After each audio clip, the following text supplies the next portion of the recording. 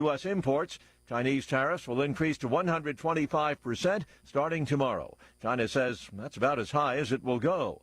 American tariffs on Chinese products stand at 145%. More from the BBC's Marika Oy. This is the latest twist, Beijing raising its retaliatory tariffs to over 100%, basically meaning that any companies having to import would have to pay more than double. So many analysts have been telling us that these tariffs are so high that it's almost impossible for any businesses making products and trying to sell them in each other's countries to make a profit. So I think it's fair to say that the damage to bilateral trade between the world's two biggest economies is pretty much almost done. And one international trade expert says President Trump has his work cut out for him in achieving fair trade deals with foreign governments. Former California Congressman John Campbell says, as we all know by now, when it comes to unfair trade, China's the worst offender by far. But Campbell tells the Salem Radio Network achieving fair trade with 75 other countries will amount to a lot of painstaking negotiation. Each country's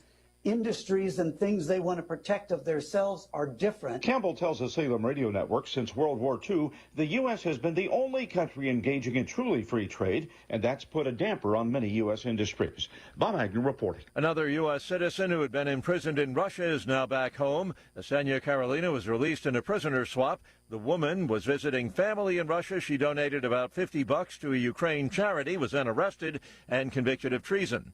On Wall Street, Dow futures up 152 points. More on these stories at townhall.com.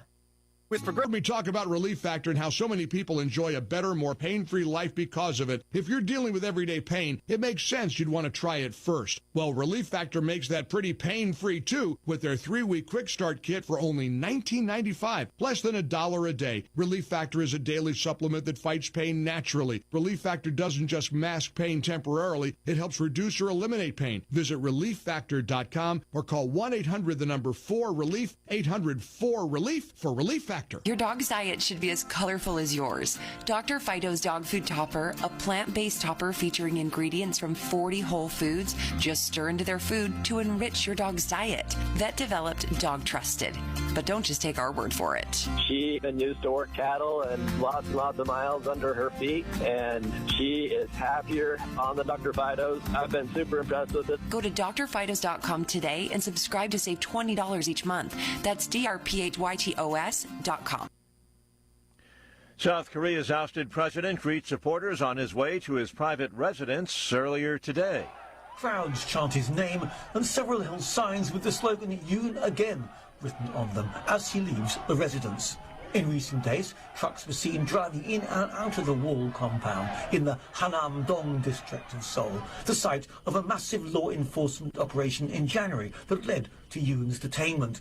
Yoon, who's facing a criminal trial on rebellion charges, was released from custody in March after a Seoul court cancelled his arrest. I'm Charles de Ledesma. Iran and the United States will meet in Oman this weekend for the first talks of President Trump's second term over Tehran's rapidly expanding nuclear program. Differences have already arisen over the nature of the talks, with the Iranians insisting they will be indirect, while the Trump administration characterizes the discussions as direct negotiations. News and analysis, townhall.com. Federal regulators are investigating soaring egg prices. Egg prices are at an all-time high. The Consumer Price Index says they rose yet again last month to $6.23 per dozen. That's despite the predictions President Donald Trump has made in recent weeks and what experts were expecting. The main reason egg prices are so high is because of the ongoing bird flu outbreak. More than 168 million birds have been killed since 2022 to help limit the spread of the virus. Wholesale egg prices started to drop in the middle of March because the bird flu outbreak slowed down. But prices haven't started to decline at the grocery store as much, partly because demand remains high before Easter. The soaring egg prices have raised questions about price gouging, and the Department of Justice is investigating. And that's correspondent Josh Funk. No one was injured at Washington's Reagan National Airport. The wingtip of one plane scraped another aircraft on the tarmac. Happened yesterday afternoon. More on these stories, townhall.com.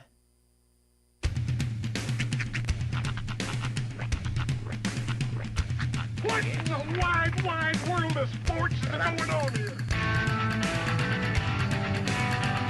I promise you, whatever scum did this, not one man in this force will rest for 1 minute until he's behind bars.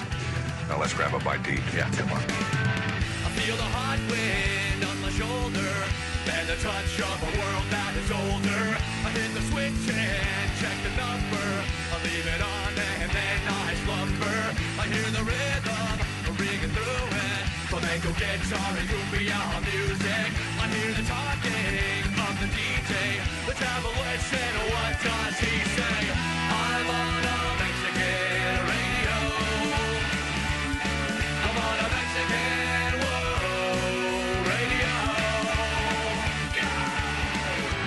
Broadcasting live from high atop the J.P. White Building in downtown Roswell, New Mexico.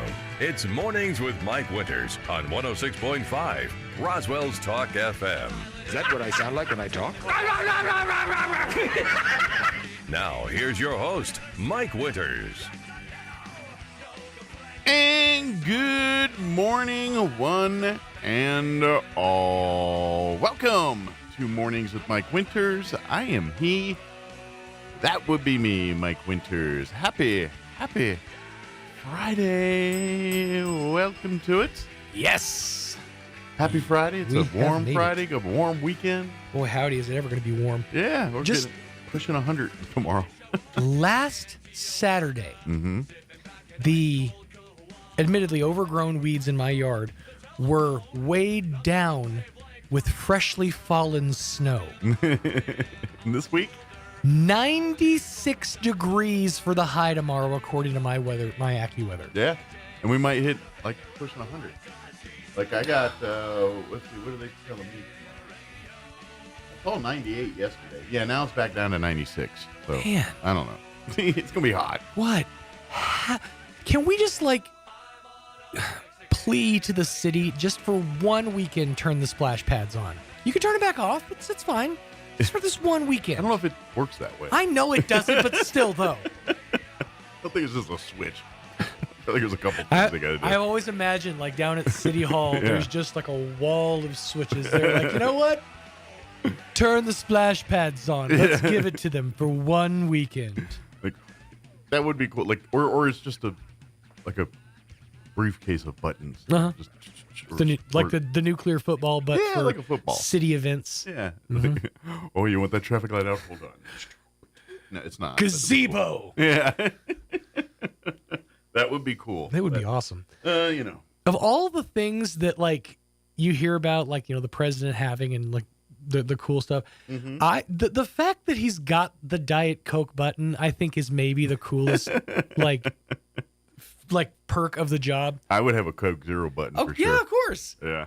Just have a Dr. Pepper Zero Sugar button at the ready. Bam. Or better yet, I'd have a soda fountain button. By the way, just be pick whatever. I'm in the mood for a Diet Dr. Pepper. No. I think I want a Pepsi Zero. Have you tried the Blackberry Dr. Pepper? I'm not. They have the Zero, and I've talked to a lot of people, and they say that the full lead is just too much. Is it? But the Zero, just right. Interesting. Yeah. All so, right. And I can attest to both being. They did a Blackberry thing a year or two ago, and I was not a fan. No, that was a dark berry. That's a little different. It was not good. I was not a fan. I drank it at first. I still got some in the fridge I can't get rid of.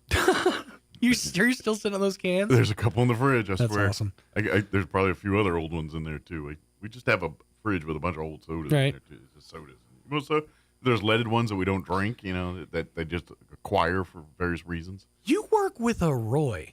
If you need to clean that fridge out, just bring them here. I know. They'll get home. They'll find a home. I should. That's just the problem. I don't get them here. So, we have a busy weekend. We really do. There are so many events. Hence, I got a busy show for you today. We're going to have guests so plenty for today's show. A matter of fact, I'm going to get to the rundown. Yep. We got a couple guests each hour and everything else. We got a busy show today because there's just so much going on. So we're going to start out here in just a few minutes. Captain Mike Evans with the Salvation Army is going to join us. Of course, it is the second Saturday of the month. Yep.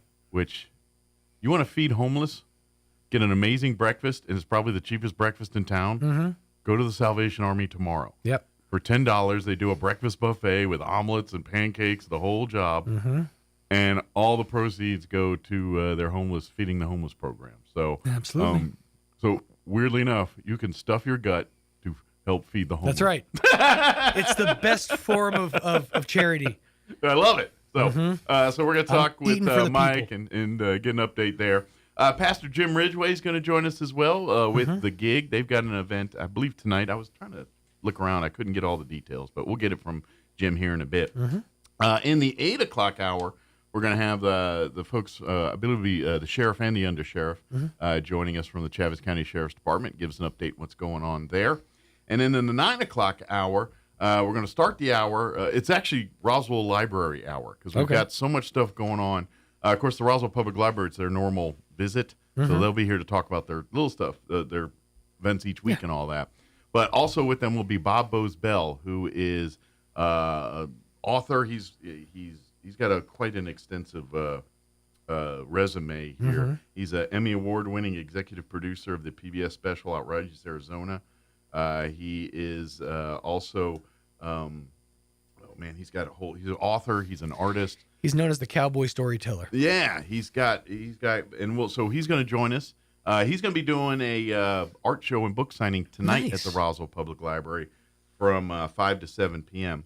But then also in the 9 o'clock hour, we're going to have Caroline Brooks join us. She's, of course, runs the Roswell Museum and Art Center. They are having, on Saturday, their Art New Mexico Culture Day from 10 to 1 at the Roswell Public Library. Nice. So she's going to join us to talk about that event on Saturday. So if you want to know what's going on in the library, especially this weekend and beyond, the 9 o'clock hour is for you because we're going to have all kinds of stuff talking about the library. Absolutely. So. Real quick, I gotta give a quick shout out to WM Diesel Tech that I'm officially back on the road again. He is loose on the highways. It is so nice. You know what it felt like? It felt like when you first got your driver's license and they hand you the keys. Like, I can go anywhere. The road is open to me. I could go anywhere. But I did learn something about myself. I am screwed in the apocalypse. Yeah. Because it took me 45 minutes and at least 2 stops to get from Atkinson to Main Street walking. And just as long to get back. And I did this last weekend. And I learned I'm not going to get very far at all in the apocalypse. If we do, we're going to move very slowly. Well, because I'm also going to be humping gear. Well, to be honest, where's everybody going in the zombie apocalypse? I don't know. I just feel like we need to, once it happens, we have to leave. That's the thing. I watch all the Walking Dead stuff, and I'm a fan of all the shows. But I'm like, if it's everywhere, where are you going? Yeah, right. Might as well just hunker down and, build your world wherever you're at. Board up your house and take them on one at a time. Yeah. Don't go out into the horde. I feel like there's no need to travel because where are you traveling to? Unless you're going to isolate, right. Find more resources. That's the only thing I think is find more resources. Head to the woods, whatever it is. Looking for a silo. Short of that, yeah. I mean, but yes, where you got to travel. So good to be back on the road again. It's very, very nice to have independence back. Well, maybe you'll have it for the first week or two of the apocalypse, and then that'll get you far enough. Well, at that point, that's when your gas siphoning skills kick in. Yeah, exactly. So, all right. That note. You know what? It's Netflix problem because they start putting all these different Walking Dead series on there that I never watched and was going to watch, and then I was like, I think I'll watch them now. So I've like the Negan one, the one where Daryl goes to France or something. Yeah, I did all those. I watched them all. So yeah. All right, it is 7:14. Let's get you up to date on the weather. Weather this hour brought to you by Southwest Bearing under new ownership. Custom solutions for your heavy equipment, hydraulic hoses, hose repair, bearings, seals, sprockets, belts, tools, fluids, and fittings. I'm meteorologist Steve Hamilton with your Pecos Valley weather. Very hot temperatures coming up for the weekend. We have a warm front heading through the area. Sunshine, and we're in the mid-80s for the afternoon high today. Maybe a little bit breezy. Low 50s and clear for the overnight hours. Really windy on Saturday with that warm front moving through. Sunshine, but very hot. Afternoon highs in the mid to upper 90s, and then we're staying in the upper 90s and sunny on Sunday. That's your latest forecast. I'm meteorologist Steve Hamilton. Thank you, Steve. Currently 55 degrees here in Roswell. Humidity is at 57%. Winds are calm at the moment. 84 for our high today under sunny skies with winds out of the south 5 to 15 miles per hour. Clear tonight, overnight low of 51 degrees, south winds 5 to 15 miles per hour. Sunny on Saturday, like we said, 96, the official high tomorrow. South winds actually will be a little breezy for the winds tomorrow. Excuse me, I have the hiccups. South winds 5 to 10 early, but those winds will increase 15 to 20 for the afternoon. Saturday night, we're looking at clear skies, overnight low of 54 degrees with southwest winds 10 to 15 miles per hour, and then mostly sunny on Sunday, 95 for a high there. Southwest winds 10 to 15, early increasing 15 to 20 for the afternoon. And then we drop down to the upper 70s for Monday, 77, but back into the 80s by midweek next week. All right, 7:15, we're going to take about a 3.5 minute break, and then Captain Mike Evans with the Salvation Army will join us. Don't go away. The Matanza Fest and Cinco de Mayo celebration is the party you don't want to miss. Traditional music, vendors, a car show, dance, and the Matanza. A mouth-watering event and a competition of savory, one-of-a-kind pork creations, real chicharrones, and fresh salsa. Think you have what it takes? Enter your team today at nmmatanza.com. The Matanza Fest and Cinco de Mayo celebration at the fairgrounds in Roswell. Proceeds to support alternative education programs and paid for in part by City of Roswell Lodgers Tax. What made Roswell Hyundai the #1 used car dealership in southeastern New Mexico? Great selection, great savings, and great people. Roswell Hyundai has an amazing selection of makes, models, and model years to choose from. If you can't find it, Roswell Hyundai can get it. And Roswell Hyundai will take any trade. The experts at Roswell Hyundai will work with you to get you behind the wheel of your next dream ride. So, what makes Roswell Hyundai the #1 used car dealership in southeastern New Mexico? You do! Come check out the Used Car Supercenter only at Roswell Hyundai, 1909 West 2nd. Picture this. You're behind the wheel of a John Deere compact tractor. You're effortlessly breaking ground, moving piles of rocks just by moving a lever, and enjoying the sun as you clear brush across your pasture. We could keep trying to put you in the moment, but to really understand what this feels like, you just have to get in the seat. Stop by Pecos Valley Equipment in Artesia and Roswell, or visit us online at pecosvalleyequipment.com. Minister and author Bob Russell once said, "Just because someone plays Beethoven badly doesn't mean Beethoven was a bad composer. Just because someone lives the Christian life poorly doesn't mean that Jesus isn't worth following. God doesn't ask you to be like Christians, He asks you to be like Jesus." Love that quote. I've been told by those I encounter in our community that won't go to church because they've met some supposed Christians and they've seen how they act and talk and maybe even run their businesses. They see Christians as hypocrites. Well, guess what? We're a mess. We aren't perfect. Sometimes we don't act how we should. Most Christians I worship with are trying to do the right things for the right reasons. But what really sets us apart is that even when we fail, we're still forgiven and covered by the saving grace of our perfect Lord. So stop looking for a perfect church. Go worship a perfect God with a flawed people who need grace as much as you do. Join us at the Country Club Road Church of Christ for worship at 10 a.m. on Sunday, located on the corner of Country Club and Washington in Roswell. Hi everyone, this is Melanie from Glenn's Furniture. When was the last time you looked forward to sleep? Let's be honest here, you know a restful night's sleep has more health benefits than you consciously think about during the day. Here at Glenn's, we carry Serta mattresses and they've been in the business for more than 90 years. Choosing one can be hard, but I want you to know we have your back.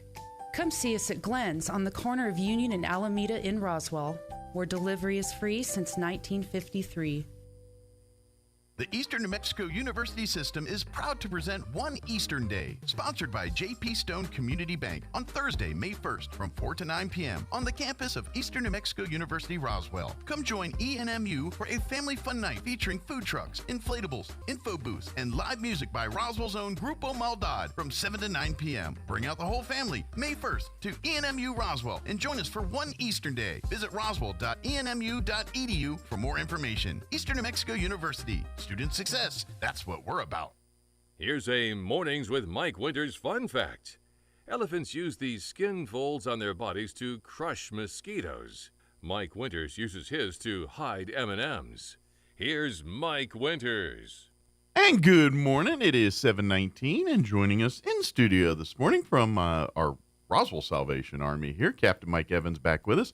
Good morning. How you doing today? Good morning. I'll let you know when I finally wake up. That's right. Well, we can get the IV with the coffee going, and that'll eventually kick in. You got one of those? I wish. But, of course, folks not familiar, Salvation Army is, I think pretty much everybody knows who the Salvation Army are. With, most people think when you think Salvation Army, you think the bell ringers during the holiday season. And, oh, yeah, you'll see those out in the holiday season. But they're serving folks and helping people all year round. They're not just hanging out at Christmas time, ringing bells and hanging out at various department stores around town. They are actually out in doing their work. And, of course, this should be on everybody's radar in town. I don't know why it's not. And if it's not, it should be. But if you want to eat breakfast tomorrow, you're going to. I think all of us are going to eat breakfast tomorrow in some way, shape, or form. You can literally stuff your face to feed the homeless. Is there a better way?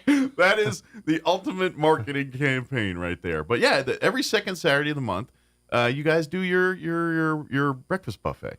Yeah, and it's been going on, I think, from what I understand, like 20 to 30 years they've been doing that. Yeah, and it's probably going to be the cheapest, especially nowadays.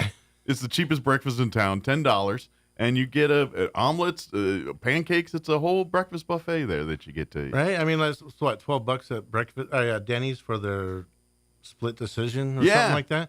And you get two, and two. And then once you're done, you're looking at your plate like, is that it? Then you got to go home. Either you got to order more or you got to go home and make some more. Yeah, nowadays you can't get out of a fast food place under $10. It's just, that's the world we live in now. So for $10, and then all the proceeds go back to your homeless program and feeding the homeless here in our community. Yes, we have a gentleman that goes out several days a week, and he actually takes the meals to where they're at. He goes around and finds them. He knows where most of the encampment's at.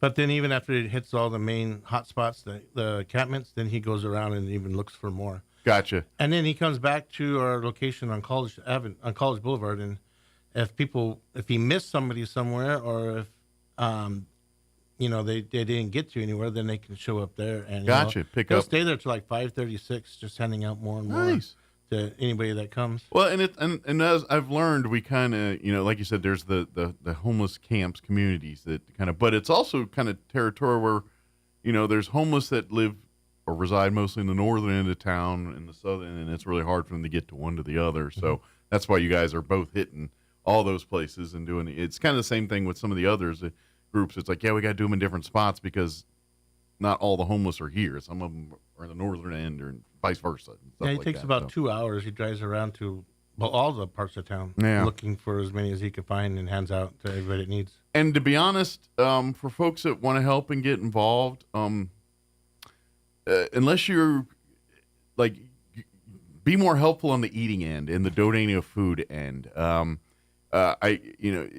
be honest, you have to build a trust with the communities out there. And if you just roll in there sight unseen with you might not have the most pleasant of experiences out there. But I know your folks have basically, established trust, established links.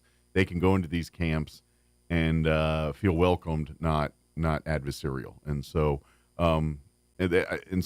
for your own safety, for your own, it might just be best to work through the various organizations to help homeless, because they've already established relationships, established those paths to connect and get information and stuff to each other.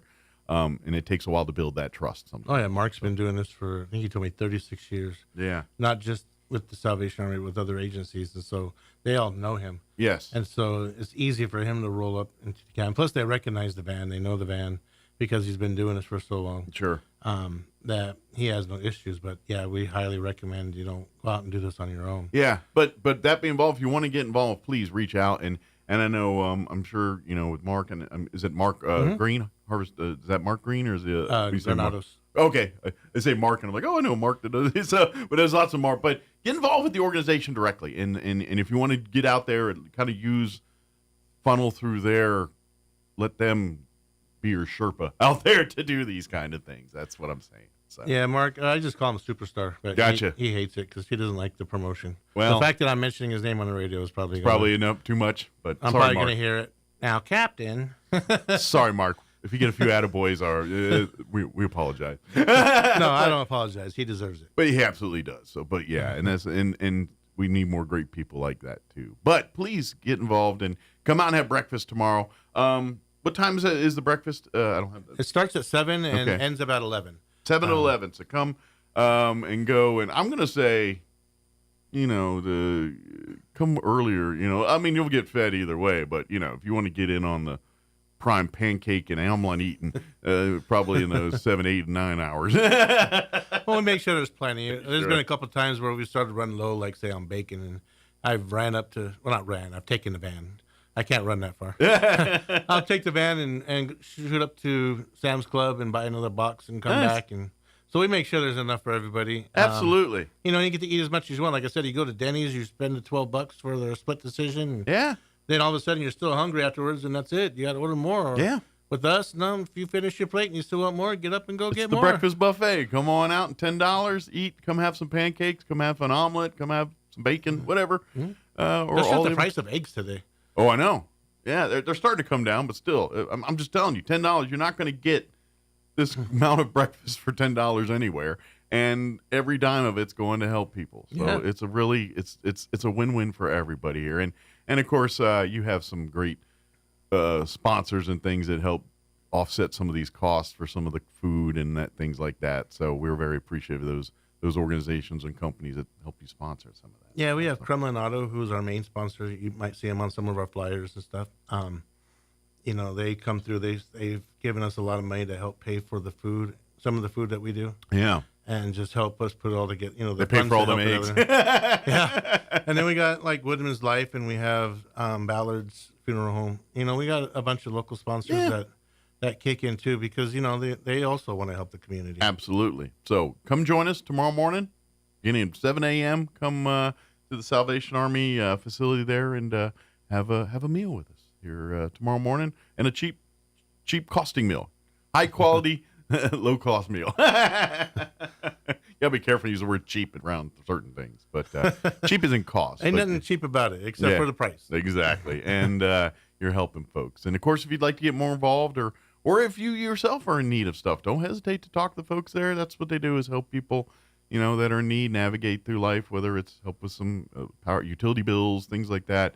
That's what the Salvation Army does, is help folks in need. So yeah, we did almost $2 million in assistance last fiscal year. Man, that's great. And we're on pace to do more. Real quick, I know this is a little bit farther on people's radar, but now's the time to start if you're wanting to get in sponsoring or getting involved. But our Salvation Army will be having their golf tournament here in the summer, August 16th at NMMI Golf Course. But if you're a business or an organization who would like to sponsor a tee box or be a title sponsor or any of the sponsorships of this golf tournament, now's the time to reach out to Mike and see what we can do to get you all. And plus, the earlier you do it, the more opportunities you can get in the advertising and all the promotions for the event and things. So if you'd like to do that, probably, I guess, just call you direct is probably the best way to do some of the, if you're interested in being a sponsor. Yeah, they can call us directly at the core, or message us on Facebook, or even email me. Yeah. The office here, the number here in the office is 575-622-8700. You can call that, and if you don't get a live person, leave a voicemail. It's all computer routed. Yeah. So yeah, I forget. In a modern world, everyone's got office assistants and everything else. I don't know if it's push 3 for Captain Mike, but just when you hear for Captain Mike Evans, just click that link. And Or just keep hitting 0. That's how you navigate. People that don't want to navigate those, that's 0, 0, 0, 0. I want to talk to a live person. 0. I don't know how lucky they get. But my wife's one of those people. And I'm usually running around a lot, doing a lot in the community. So if I'm not there, just leave a voicemail, because our system actually will transcribe your voicemail and email it to me. Gotcha. So I'll still get it as I'm out and about. Gotcha. Excellent. So please leave that voicemail or that message if you don't get Mike live or anybody else live. But if you want to be a sponsor, or if you have any questions about anything we're talking about here, needing help, or if you want to get involved and you say, hey, I'd like to, our family's looking to get involved in stuff. How can we donate some time somewhere? I'm sure Mike will find some places to put you. Oh yeah, during the feeding of the mice, or not the feeding of the mice, but during the flooding, we were serving meals, and we had this little, I think she was like 7, and she just told her mom, I want to help. I want to help some way. And so she reached out to us, and her little daughter was dragging her, coming over to help put meals together and then go out and help us hand them out. And so kids were inspiring parents as much as parents were inspiring kids. But that's so cool. And when you can instill the server's heart into your kids through things like this, it serves your kids well when they go on to be adults and start being mentors themselves. Oh yeah, it's very cool. That's what the world needs more of today. Absolutely. But start off by come join us for breakfast tomorrow, beginning at 7 a.m. till about 11. $10. It is a breakfast buffet, omelets, pancakes, you name it, biscuits and gravy. They got it. And come on down and enjoy. Yes, all you biscuits and gravy fans, they got you. Those are so good, but they're gut bombs. I pay for biscuits and gravy every single time. I want it and I have it, but later on I always pay for that one. But they reel me in every single time. Plus they're filling, so it's like I eat the biscuits and gravy, and then I'm like, oh man, but I still want some bacon too. Yeah. I still want some eggs, and I still want some omelets, but now I can't. And my poor wife, when you lose your gallbladder, gravy and biscuits and gravy is not your friend, and she loves it, but she pays for it every single time. So, but she's like, I don't care, it's worth it. Very good. Mike, is there anything we missed? Anything we wanted that you wanted to cover that we just didn't get a chance to talk about or space on? No, just also if you're a family and you're in need of food, you can go down to our food bank. Yes. Over off of Chisholm and East Main. Yes. Southeast Main. And then we're always looking for donations to help with our thrift store to help offset the funds for other programs. Absolutely. That we run. And of course, shop in the thrift store. It's a great way for you to save a bunch of money on clothing or small appliances, things like that. And a lot of times stuff's practically brand new.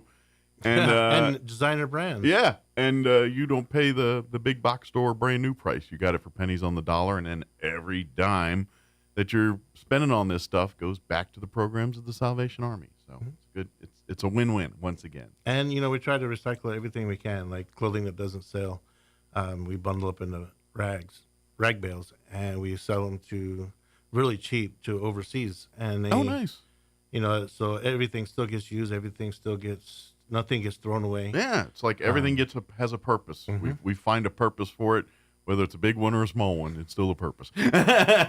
Plus, we hand out clothing vouchers to those who are in need, so we send them over to our thrift store to go through and do some shopping. Yeah, it really is a great opportunity, and but you can shop there too, even if you're like, well, I don't need it. I'm not in need or anything, but I like a bargain on good quality on clothing. I always call it treasures. Come find your next treasure. Absolutely. I've gone through our store sometimes and been like, whoa, look at this, and then I try to train my staff because sometimes I'll Google stuff and they'll be like, all right, I'll check on eBay. Sure. And it's like, man, this thing's going for like $80 on eBay, and I'm selling it for 10. Yeah, we should maybe go do something. Let's put this one on eBay.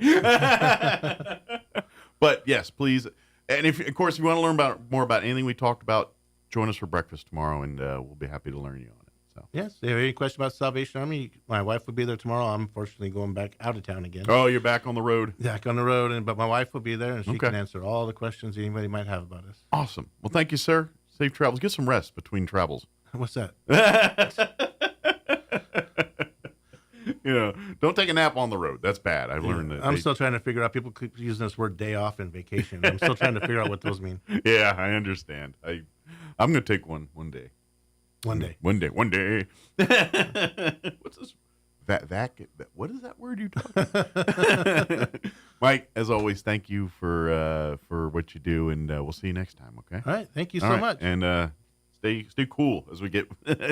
Yeah, starting to get there. I know. We're already talking about that. So, all right, 7:34. Let's do this. Let's pause for news and a real quick commercial break, and then Pastor Jim Ridgway with the gig will join us on the other side. Don't go away. With your Pecos Valley news updates, I'm Jared Sorello. Thanks for joining us. Youth ages 8 to 17 are invited to be part of the Roswell Police Department's first ever Junior Police Academy. The 2 sessions of the academy, one for ages 13 to 17 and the other for ages 8 to 12, will take place in June. Youth who are interested in learning all about police work should apply. Topics will include physical training, health and First aid, criminal investigations, dangers of drug and alcohol use, traffic crash investigations, and much more. Classes will take place at the NMMI Police Building, and the cost per student is $20. You can see all the details on the flyer posted on the Roswell Police Facebook page. The Carlsbad Municipal Golf Course will reopen to the public soon, but only partially. The golf course has been closed for the last 6 months due to renovations. Golfers will be able to play 9 holes at the city's main golf course beginning Monday. The renovation project cost the city about $4 million. You're up to date. I'm Jared Sorello. I'm meteorologist Steve Hamilton with your Pecos Valley weather. Very hot temperatures coming up for the weekend. We have a warm front heading through the area. Sunshine, and we're in the mid-80s for the afternoon high today. Maybe a little bit breezy. Low 50s and clear for the overnight hours. Really windy on Saturday with that warm front moving through. Sunshine, but very hot. Afternoon highs in the mid to upper 90s, and then we're staying in the upper 90s and sunny on Sunday. That's your latest forecast. I'm meteorologist Steve Hamilton. What made Roswell Hyundai the #1 used car dealership in southeastern New Mexico? Great selection, great savings, and great people. Roswell Hyundai has an amazing selection of makes, models, and model years to choose from. If you can't find it, Roswell Hyundai can get it. And Roswell Hyundai will take any trade. The experts at Roswell Hyundai will work with you to get you behind the wheel of your next dream ride. So, what makes Roswell Hyundai the #1 used car dealership in southeastern New Mexico? You do! Come check out the Used Car Supercenter only at Roswell Hyundai, 1909 West 2nd. Here's a Mornings with Mike Winters fun fact. U-Haul is the world's largest advertiser in the Yellow Pages. Too bad millennials don't know what the Yellow Pages are. Here's Mike Winters. And good morning. It is 36 minutes after 7 o'clock, and Pastor Jim is not here. The gig is here. Pastor Jim is off busy, but Laura Salazar joining us this morning. Good morning. How are you today? Good morning. I'm wonderful and highly blessed. Thank you. And of course, the gig is, if for folks not familiar, if you just so happen on a Friday evening be hanging out around downtown and see a bunch of people gathering on the Travis County Courthouse lawn, and you're wondering what's going on over there, guess what? That's the gig. That's the gig. Yes, it is. And it is basically just an open church. It's kind of they kind of gather and come celebrate God. Come bring your problems or not your problems, or just come. Praise and worship and prayer. It's every gig event is unique in and of itself. It's kind of it's of the people, and it's for the people. Private folks come up and give testimony. Some always have entertainment and stuff. Usually there's always someone singing or performing. There's always food. I mean, it's always a good time. But at the end of the day, it's kind of a Friday night party for God kind of thing. That's the best I could describe it. That sounded pretty good. I like that. But it really is. It's a fluid church. I mean, it's not like it's not like Sunday there's a building. It's just and everyone's a member. You just come as you are. Come. You're a millionaire. Literally, come as you are. If you're a millionaire, come on down. If you're homeless, come on down. It don't matter. If you're a person that has a heartbeat and you're breathing, and we'd love to have you. That's pretty much it. If you're hungry, come be fed, and if you're not hungry, come feed. Yeah. Either way. And it's all just it's really and that's what I love about it, because it really is a community melting pot. You will see all walks of life hanging out there, from your family with the husband, wife, and 2.5 kids to people that don't know where they're going to sleep tonight. I mean, you find all of the above. There isn't anyone on the planet that doesn't need prayer. Absolutely. I'm pretty sure. Well, especially the world we live in. Yes. Where it seems like everyone's more adversarial, not less. Correct. Maybe a little time out and remember to lighten why we're the here. darkness. Yeah. So, but you guys do have an event coming up here. Yes. And this is, well, of course, we are in Easter season. That is it. And so right around the corner. and as Christians, I mean, Christmas is fun. Christmas is amazing. Christmas is, a great thing to celebrate. Yes. But if you're a Christian and consider yourself a Christian, the reason you're a Christian is because of the Easter weekend. Yeah. This is really without the big, Easter, there is no Christmas. This is the big holiday for without Christians. Christmas, there's no Easter. I guess, this is but the miracle. The miracle in action is Easter. This is the reason. For and so the celebration. so it is. I would say the most important, season or reason for Christianity. So we want to because it's the most brutal part of Christianity and the best part of Christianity all in a 3 days span. You know what I mean? With Good Friday and what that day represents and that's the day Jesus made the sacrifice. Yeah. And the Sunday, the Easter, is the reward for that. Yeah. And that's why this week is so important to Christians. Yeah. So it's kind of natural. You guys are going to be doing all kinds of celebrating. Well, this is actually more than a celebration. This is a representation. I gotcha. So this is something that the Lord laid on my heart, and Jim partnered with me. And this is a life-size drive-through real reason for the season. Kind of like your Christmas. It's exactly like the Christmas. But this one features Easter. So celebrating the birth, we're it's celebrating heavy. the risen. Yeah. Correct. Yeah. Correct. So we say heavy on the emphasis. Gotcha.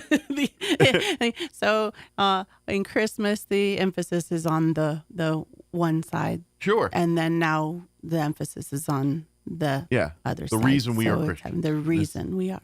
And so Jim is the very last station. So you get to see his lovely face and have a taste of the gig. Excellent. At the very last station. He's there to pray for everyone. Nice. So is it kind of like an audio tour of like Jesus's path to resurrection? Absolutely. Nice. That's exactly what it Very is. good. So it's safe for the whole family. Good deal. because- So despite, as folks know, the nature of the Friday, this is still family friendly. Where we're not gonna. Yes. We're not gonna horror fest folks or anything like that. No, not at all. No, I'm actually very, very conscious of Sure. that. And and trying. put it this way, like movies like The Passion of the Christ, are are greatly needed. needed. But not everyone is ready to see a movie like that. Yes. So I'm very conscious of that, and I want to represent his sacrifice without making The it trauma. Yes, I understand completely. something that a family Age wouldn't appropriate. want. Yeah, kids. This is life, and as parents and as things, that's you're the guardians. You decide what's appropriate, but universally, there's things that there's certain things 2, 3-year-olds, 4-year-olds just should not be exposed to yet, Right, or won't understand. And there'll be a that. time. Yes. This ain't it, but that being said, this event don't have to worry about it. Correct. This is gonna Absolutely. bring everybody. Yes. There's nothing that's going to make you feel at ease when it comes to that kind of. And the super wonderful part is you never have to get out of your car. Nice. Although, if the weather's nice, you might want to. Well, at the very end, you are welcome to get out and fellowship with Jim, and But you gotta keep the get flow your kids going out for and the everything. rest there. So it's designed so that you do not have to get out of your car, so that all of the children can stay in their car seats and still see it. And so you drive through. Literally drive through. That's why we call it the drive through. Sure. But you drive through in your car, and yes, there's a soundtrack, and it's timed. And so, Do they like tune into your radio or something? Or no, I've literally created a. Oh, okay. a So you can just soundtrack. have the windows So down. and hear it. Perfect. Okay. It's timed by how fast you drive. Oh, nice. So you drive through at a certain speed. Like all high techy. It's pretty high techy, especially for me. I'm a low techy person, and the Lord revealed everything I needed, and it was pretty amazing. So yes, it is timed. So that does clear up one of the misunderstandings. It does not start at 7:30. The first car can go through. Gotcha. At 7:30. So anytime between 7:30 and Whenever when you my get- clothes down. Yeah. I usually start waning around 10, but I do my best. You Sure. know? But yeah. so whatever works in your schedule. Right, So if you can't come out till 8, exactly. come out at 8. Exactly. You want to be there right at 7. Right. Great. Whatever, Yes. or 7:30 rather. Yeah. Whatever works for you. Well, But- basically, the best show is when the sun is down. yeah, you want it a So, little dark. So you might want to give it a little bit of time. If you show up at sunset, then you could be the first one in line, and as soon as the lights start turning on, then you can go. But the lights won't turn on until the sun is down. Gotcha. And So- but if you do, or if you're busy, because I get it, there's a lot of things, especially if it's Easter week. Right. And you people probably got a think, lot of oh, plans. no, I can't make it at 7:30. Like, that's not when it starts. It's when it opens. And so the you beauty can come of it, anytime. It's almost a week long here, the 14th to Yes. the 19th. So you've got between that Right. week there, you should be able to carve out a half hour, an hour or so to knock something. Monday through Saturday, and then the next day is Sunday church for Easter. And it's going to be in Deer Creek there. The actual address to put in your GPSs and all that is 39.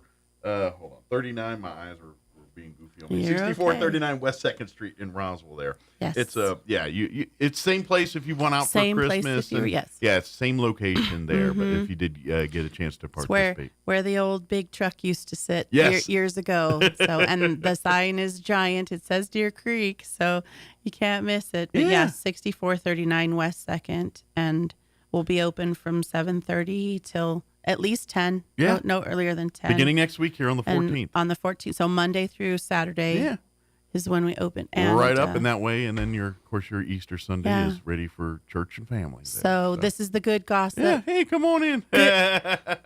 This is the good gossip. So tell a friend, bring a friend, get the word out. Put it on your social media. Let everybody know. Absolutely. And this is what I love. Is because it does give, especially for your younger kids, the visual. I'm sorry, how you present information to people is the key sometimes. And just reading out of a book, some people do very well with that. Most of us don't. But when you present it in a way that's a show, something that they can remember later. So, so I almost think this is more for the younger kids. In a way, it really is geared to present to them the story of Christ, but do it in a way that is more age engaging. When we want to get into more details, we'll wait till you're a little older and more appropriate. Well, we're in a digital age right now, and to get the kids off the tablet, they're smarter than we are at anything electronic at this point. So. And so, there's a lot of people that want to get the message out to their children, but can't wrangle them into a chair for an hour to read the stories. But they're getting to see something, and the story is being read to them. Yeah. And, it's engaging enough that, they'll stay. Like for me, it was, now I'm unique in I actually went to Catholic school for kindergarten through 2nd grade, and then my parents moved, and I started public school after that. Yeah. But those 3 years, how I learned all this was school plays. Oh yeah. Like we always did the Christmas play where the celebrating the birth of Jesus, and then of course Easter with Good Friday, and then him rising from the grave on Sunday. That was and so for me it was those school plays. Yeah. Half the time I played a rock or a sheep, but every once in a while I got to speak in part. Exactly. A rock is no pressure. Right. No pressure. Just be. Just don't move. Be still and know that I am God. Be the rock. That's right. But that's how for me. And so for this is kind of you got to be Peter then, really. Yeah, exactly. I think one year I got to be a wise man. That was like my highest level of acting gig. I was like third wise man. Obviously for the Christmas play. But to me, this is almost like a community version of that, but obviously way better than a kid. But so cool. And it's free, and you can go through as many times as you want. Yeah. So if you bring through one family member and, you're just family, on friends, fire, neighbors. and you just like, I want to grab everyone. Well, go grab everybody, load them into a van and bring them through. Monday night, you go check it out. Then Tuesday night, you come and bring your neighbors. Maybe the next night, you bring another set of neighbors or your cousins or somebody. Thursday night, you get a van, you load up everyone you can find. And exactly. Get them all through, because it would be a shame for me to do 3,000 man hours of set building and have no one, But we've served actually thousands now. There, I got a feeling you're going to have plenty of people. Yeah, we had about 200 plus people come through for Christmas, and to me I like it because Christmas evokes some of that, driving out, see the lights and all that. The Easter is kind of missed. Like I feel like now we're giving you a chance. Hey, go. This is your chance to do like the family Easter activities that are outside of going to church and having the Easter Sunday dinner and all that good stuff. Right. That have nothing to do with Easter. So this is really a chance to kind of. That's why God laid it on my heart to call it the real reason and make it for the season, because it's literally showing you why we are doing what we're doing. Make it a bigger deal for the kids. Yeah. It is. So, of course, while we were talking, Pastor Jim did pop in for a visit while we're discussing. See, So good morning. I was trying to Good pass morning, myself off as you, and everyone said, "You're not Jim." I'm like, "No, I clean up nice." Everything's good. Everything's good. You know, Mike, the cool She thing would not have to shave for a while to pass as you either. Yeah, there you go. You know, the cool thing about what Laura's done out there, okay, is just the man hours and stuff like that she's put into this, okay, for the public and everything. Yeah. And when you're driving through there with your kids and stuff like that, the visual, okay, just brings it all to life. Absolutely. That's the you know memory. what I mean? That's what they're going to take. All right. Years later, they're going to be like, oh, I remember it, and especially in the dark, and it's going to evoke a sense. It does. Yeah. I remember when. Yeah, you know exactly. what I mean, and stuff like that, and everything becomes real to you. You know what I mean, and stuff. You know, and people remember, you know, this thing, you know, all their lives. Absolutely. You know what I mean? Because it's, you know, is it going to be a life-changing event? You know, for some people it could be. I hope so. Yeah. Yeah, You know what I mean? it has been actually. I think It has where been. it's more going to be, and this is what I like, is it's creating the foundation for kids. Yes. Getting them I'm going to take a stab. For some kids, will be their first exposure to some of this, and they're going to be like, "What is that? This is crazy. What's going on there?" And it's going to set the table for the curiosity.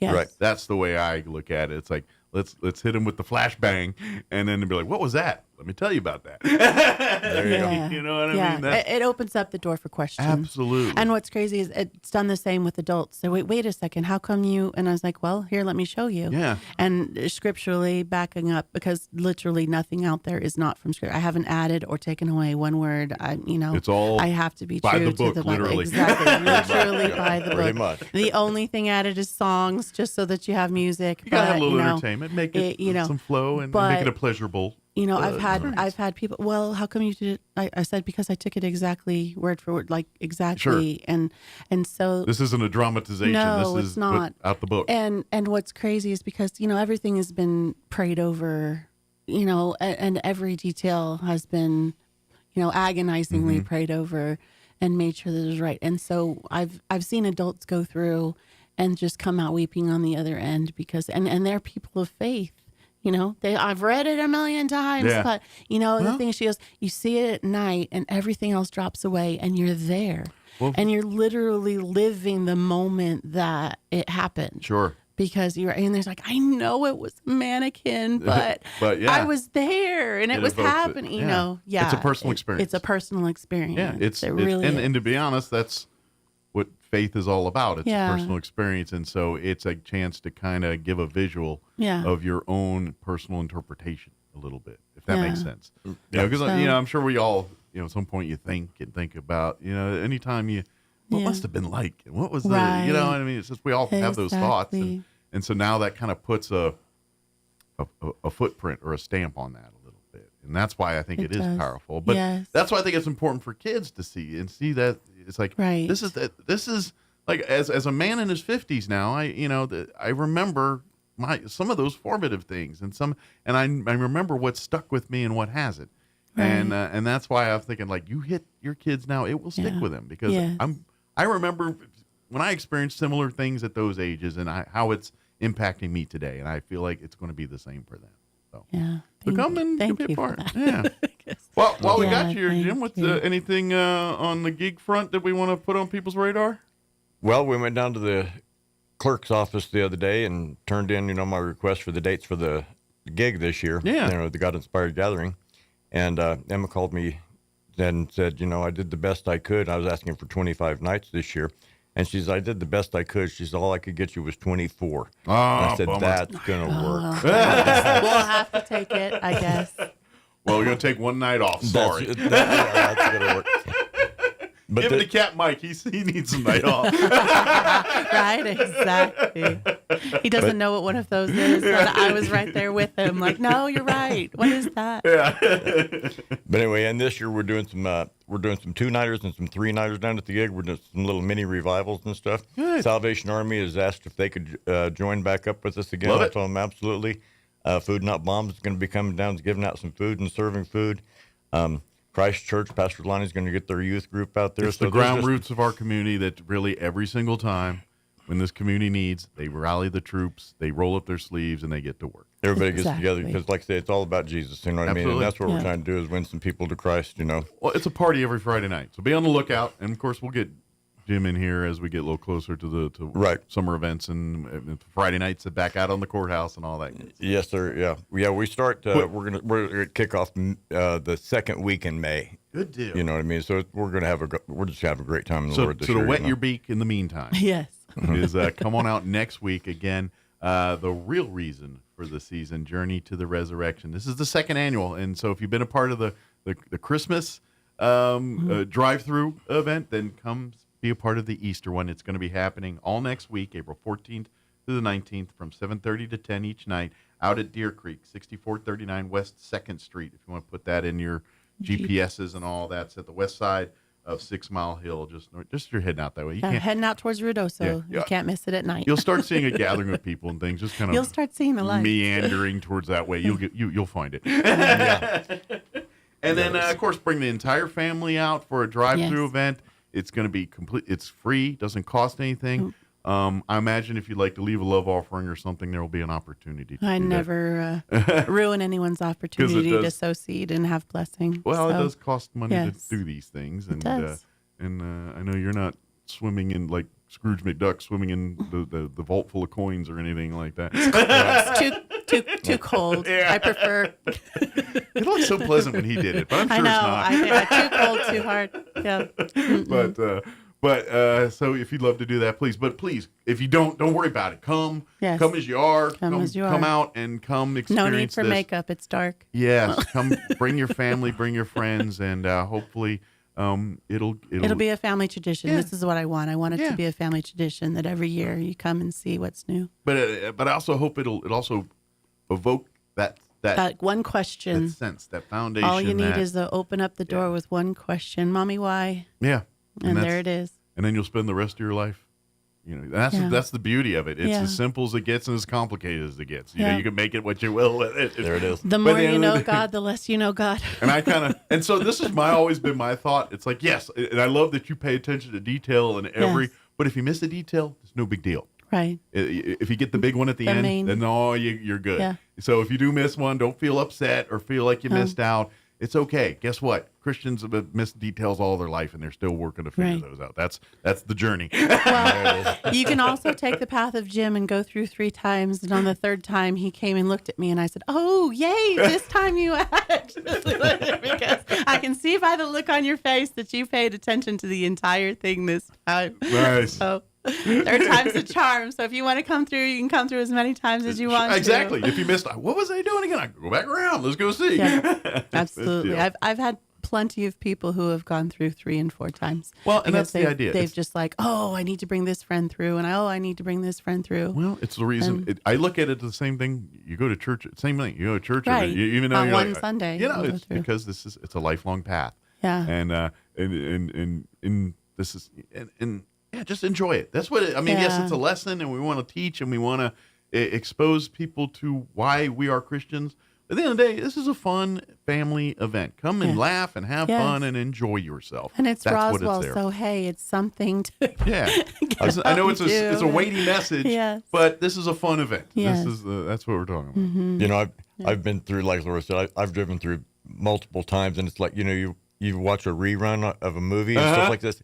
Oh, I don't remember them. I completely missed that part. That's right. You know what I mean? I know the story, and I've been there. Right. Okay, and and on and on and on. I'm like, Oh, yeah. And I go to Laura, hey, that was cool. That's right. I'm telling you, I've been watching the Naked Gun movie for 30 years, and there's still everything I'm missing there every once in a while. Like, I don't remember them saying that.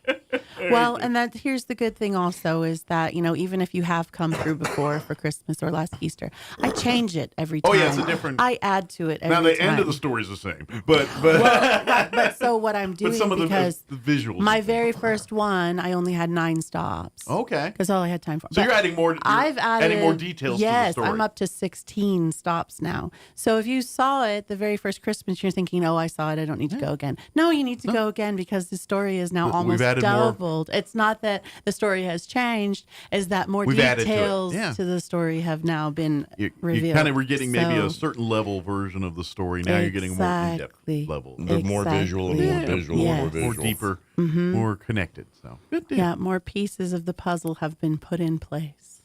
Again, more chance for you to come see it. And again, next Yes. week, beginning the 14th to the 19th, beginning at 7:30 p.m., they'll go to about 10 o'clock each night there. Bring the whole family and come prepared to have some fun, but at the same Yes, time, and make hopefully be memories. inspired and amazed. Yeah, make memories. Good deal. Well, thank you guys. Thank you very much. It's always lovely to be a part of Anytime. you. And we'll see you guys next time here. We appreciate you, Mike, always. I imagine you'll be popping in here about a month or so talking Friday night later. So. Absolutely. Yell, holler, and scream. Let's go. Exactly. All right, it's 8 o'clock. You're listening to 106.5 Roswell's Talk FM, KEND, Roswell, New Mexico. News this hour from townhall.com. I'm Rich Thomason. The U.S.-China trade war is heating up. Beijing is hiking tariffs on American goods, going from 84 to 125% effective tomorrow. A few days ago, President Trump announced tariffs on China, totaling 145%. The sightseeing helicopter was over the Hudson between New York City and New Jersey yesterday afternoon. Something went terribly wrong. Plane started falling apart in midair, and then the tail came off, and then just flipped over in midair and started falling into the ground. Propellers still propelling without the helicopter as it was falling. Bruce Wall was watching as the copter plunged into the river. A family of 5 from Spain and the pilot on board, all were lost. No one was hurt at Washington's Reagan National Airport when the wingtip of one plane bumped another aircraft. That happened on the tarmac yesterday afternoon. The doctor will see you now, Mr. President. It's the president's first physical exam of his second term, and it will be conducted at Walter Reed National Medical Center. Earlier this week, he wrote online that he has never felt better, but nevertheless, these things must be done. In November 2023, the Trump campaign issued a doctor's statement saying Trump's overall health was excellent. At age 78, Donald Trump is the oldest person sworn in as president. Greg Clugston, the White House. House Republicans have approved a framework for budget legislation that advances President Trump's agenda. Mr. Trump calls it the big, beautiful bill. The latest inflation report shows that price hikes are easing at the wholesale level, reflecting the cost of goods before they reach consumers. First decline in wholesale prices in close to a year and a half. On Wall Street this morning, stocks are in the red. The Dow down 259 points, NASDAQ off 76.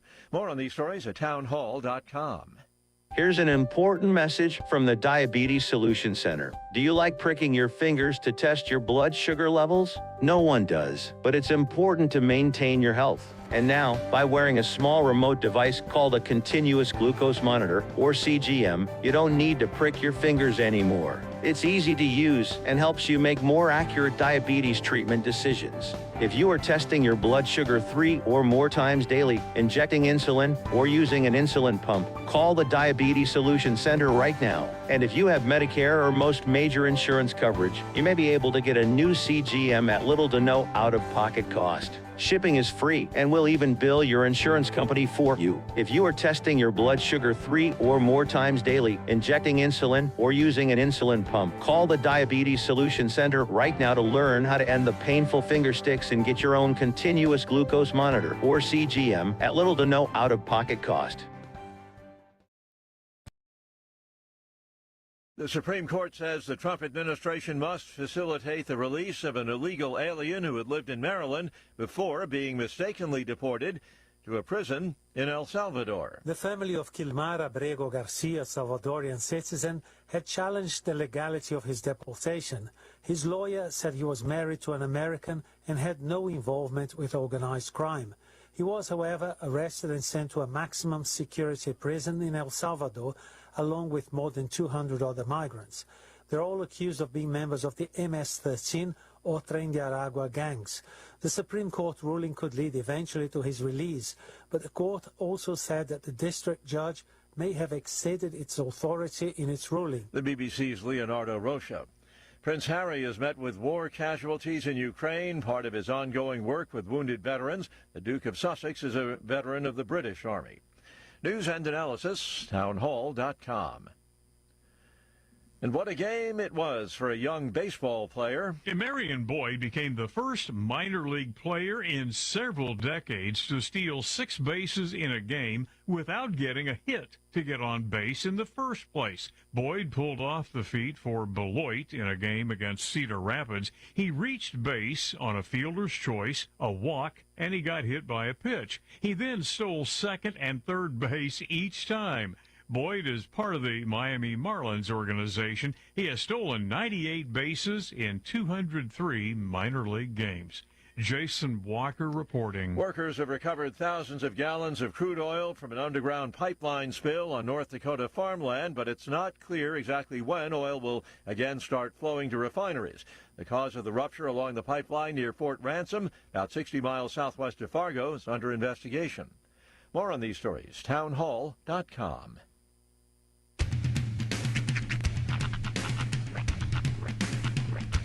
What in the wide, wide world of sports is going on here? I promise you, whatever scum did this, not one man in this force will rest for 1 minute until he's behind bars. Now let's grab a bite to eat. Yeah, come on. I feel the hot wind on my shoulder and the touch of a world that is older. I hit the switch and check the number. I leave it on and then I slumber. I hear the rhythm ringing through it. Flamenco guitar and cumbia music. I hear the talking of the DJ. Let's have a listen. What does he say? I'm on a Mexican radio. I'm on a Mexican radio. Broadcasting live from high atop the J.P. White Building in downtown Roswell, New Mexico. It's Mornings with Mike Winters on 106.5 Roswell's Talk FM. Is that what I sound like when I talk? Now, here's your host, Mike Winters. And good morning. It is 6 minutes after 8 o'clock. Welcome to hour number 2. The Deuce. Of Mornings with Mike Winters right here on 106.5 Roswell's Talk FM. Happy Friday. Finally Friday. Ah, yes. It's going to be a hot one, too. Like 7 inches from the midday sun. Yeah. 84 today. So kind of pleasant. Yeah, it's decent today, but hot tamale. Yeah, mañana and Sunday. 96, 95, respectively. That gets me worried. I think I say this every year, but this year especially. That's real hot for this early in the year. It's warm. We might be screwed come June. Yeah, I don't know. July. Those are... I'm done guessing. I know. Normally, though, we have like a 2-week real hot streak, and then it gets back down to like normal. Yeah. You know? I'm hoping for that this year. I'm doubtful, but I'm hopeful. I'm going to... I picture my summer. I like to think of my summertime vacation. Sitting poolside, sipping lemonade. I'd say if we get the hot now, that's going to bring in monsoon season early. Oh, I hope so. And so maybe we have a wetter. Oh, that'd be so good. I know there's no science or anything I'm saying is any backing. I'm just... I picture my summer. That's what I picture my summer. Well, I picture my summer. One of my favorite family memories is one year, and this is like probably 15 years ago. We went out to CLO to watch the fireworks display. This was me, Carl, and Carlette, excuse me, and her parents. Carl. And but we went out and enjoyed the fireworks, and then it started like right at the end of the fireworks display. It started just pouring down rain, and we were all in this one of those gigantic in my Chevy van, and that's all right with me. And no seats in the back, so we were all just kind of hanging. Yeah, and the radio was busted or whatever, so we just started singing. And we just the rain was just pelting the van. We were stuck in traffic trying to get out of there, and we just were singing whatever copyrighted song I can't think of right now. Probably Don McLean or something. And then, too bad you couldn't. No, it was Beatles songs. That's right. Ooh, Beatles. That's what it was. Yep. Because one of them, somebody started singing "Come Together."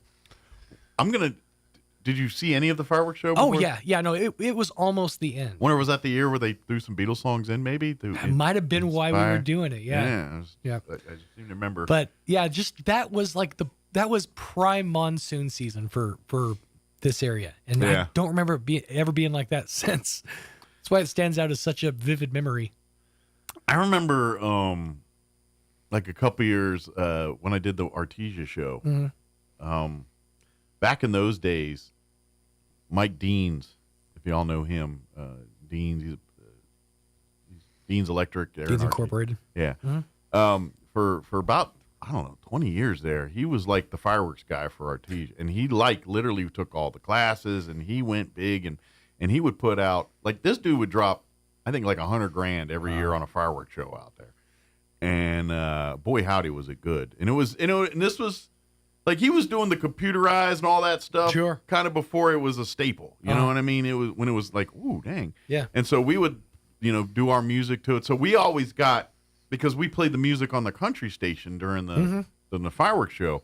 So Gene and I would always sit right up front next to the guys that are pushing the buttons to start this thing, and then literally 100 feet from us is the trailers with all the booms on it. Mm-hmm. and that's the first time I felt a fireworks show. Yeah. Like, I literally felt it. You jostled from it? The percussion from it, the raining ash from it. And that's, you don't realize that until you're close enough it's like, to where what is falling on me? It is ash from the firework. Yes, it's that close. And it is cool as all get out to be that close. And I'm not going to lie, that's because they would fill J.C. Park. I mean, I don't know how many people out there, but it was a sea of people. And that's a big park. Thousands. That's a long park, J.C. Thousands Park of people. And I ain't going to lie, it's kind of baller. Like, I'm sitting. Well, like it's Artesia.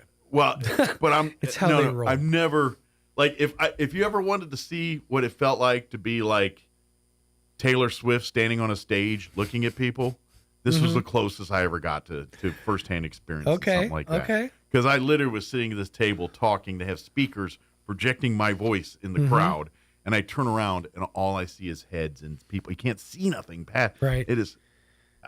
It's an experience. It's a thrill, and you're like, they're all listening to me right now. That was one of those moments I'm like, wow, this is weird. Yeah, it is. It's surreal, and that's one of the things that I sort of like. Still, it's like I still get stage fright when it comes to like MC gigs and stuff. Yeah, I've been doing this for 20 years now, and I still to this day, before I go on stage, I'm like, they're all going to be listening to me, and that just gets in my head. It's an odd feeling.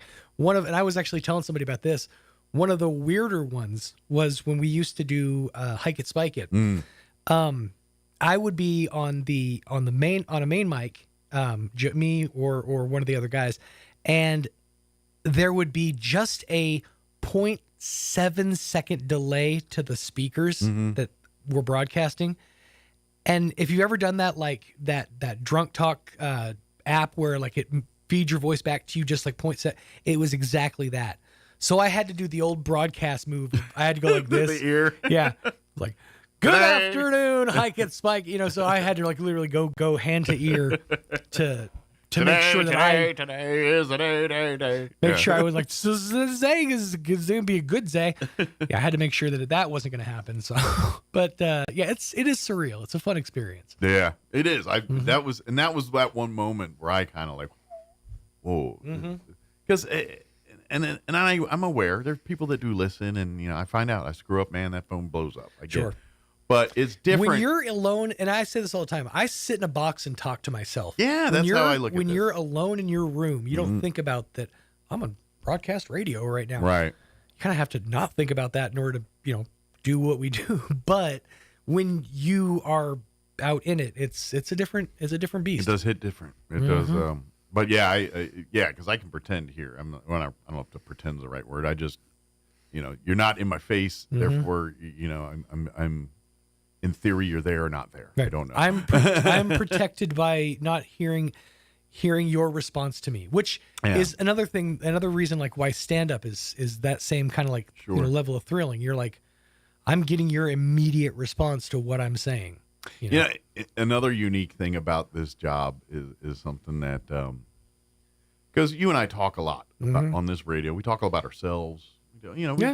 I know I do. I put a lot of me out there. I mean, not all of me, but there's a lot of me that's been on this show, and I love it. It's appreciative, but people listen and they know about me. Yeah, but they forget, and this is something, and I'm guilty of it too, because I'm a radiophile. I grew up listening to my radio shows and things, and I loved those folks and knew their lives and cared about. I never met them in person, but like. You forget sometimes, like sometimes I'll meet people in person and they'll talk to me like they know me, which is awesome, but they forget that I don't know them. Right. And I hit that wall a lot where I'm like, I know I should know. What happens is I'll be walking out of a store. Yeah. They'll have my receipt. I'll be like, thank you. And they'll go, you're welcome, Sean. Yeah. It sort of catches you. You're like, oh no. Yeah. Then you're running through your purchases. You're like, what weird combo items did I just get? Yeah. You're always like, all right. I'm on display, but I'm not on display. You know what I mean? Cranberry juice and hemorrhoid cream. It's going to be a heck of a weekend at the Smalls house. And what's funny is the one place that is like Walmart. Walmart, my wife gets hit like 20 because she's a school teacher. She's a school teacher for 20 plus years.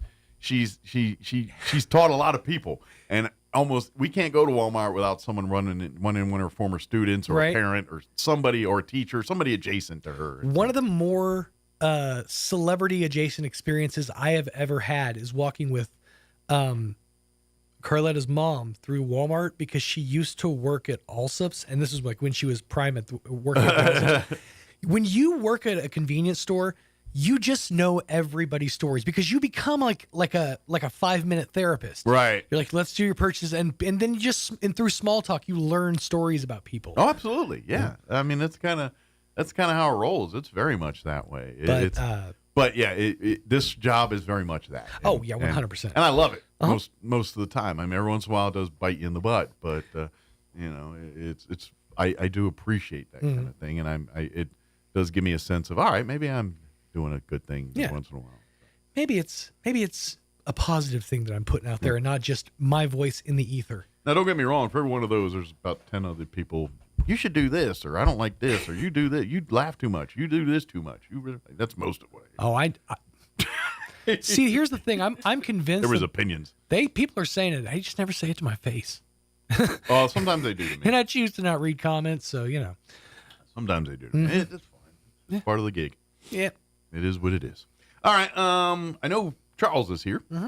So we'll talk with Charles. I think the sheriff might be popping in. See, I got a text from Charles because he was a day early. Yeah.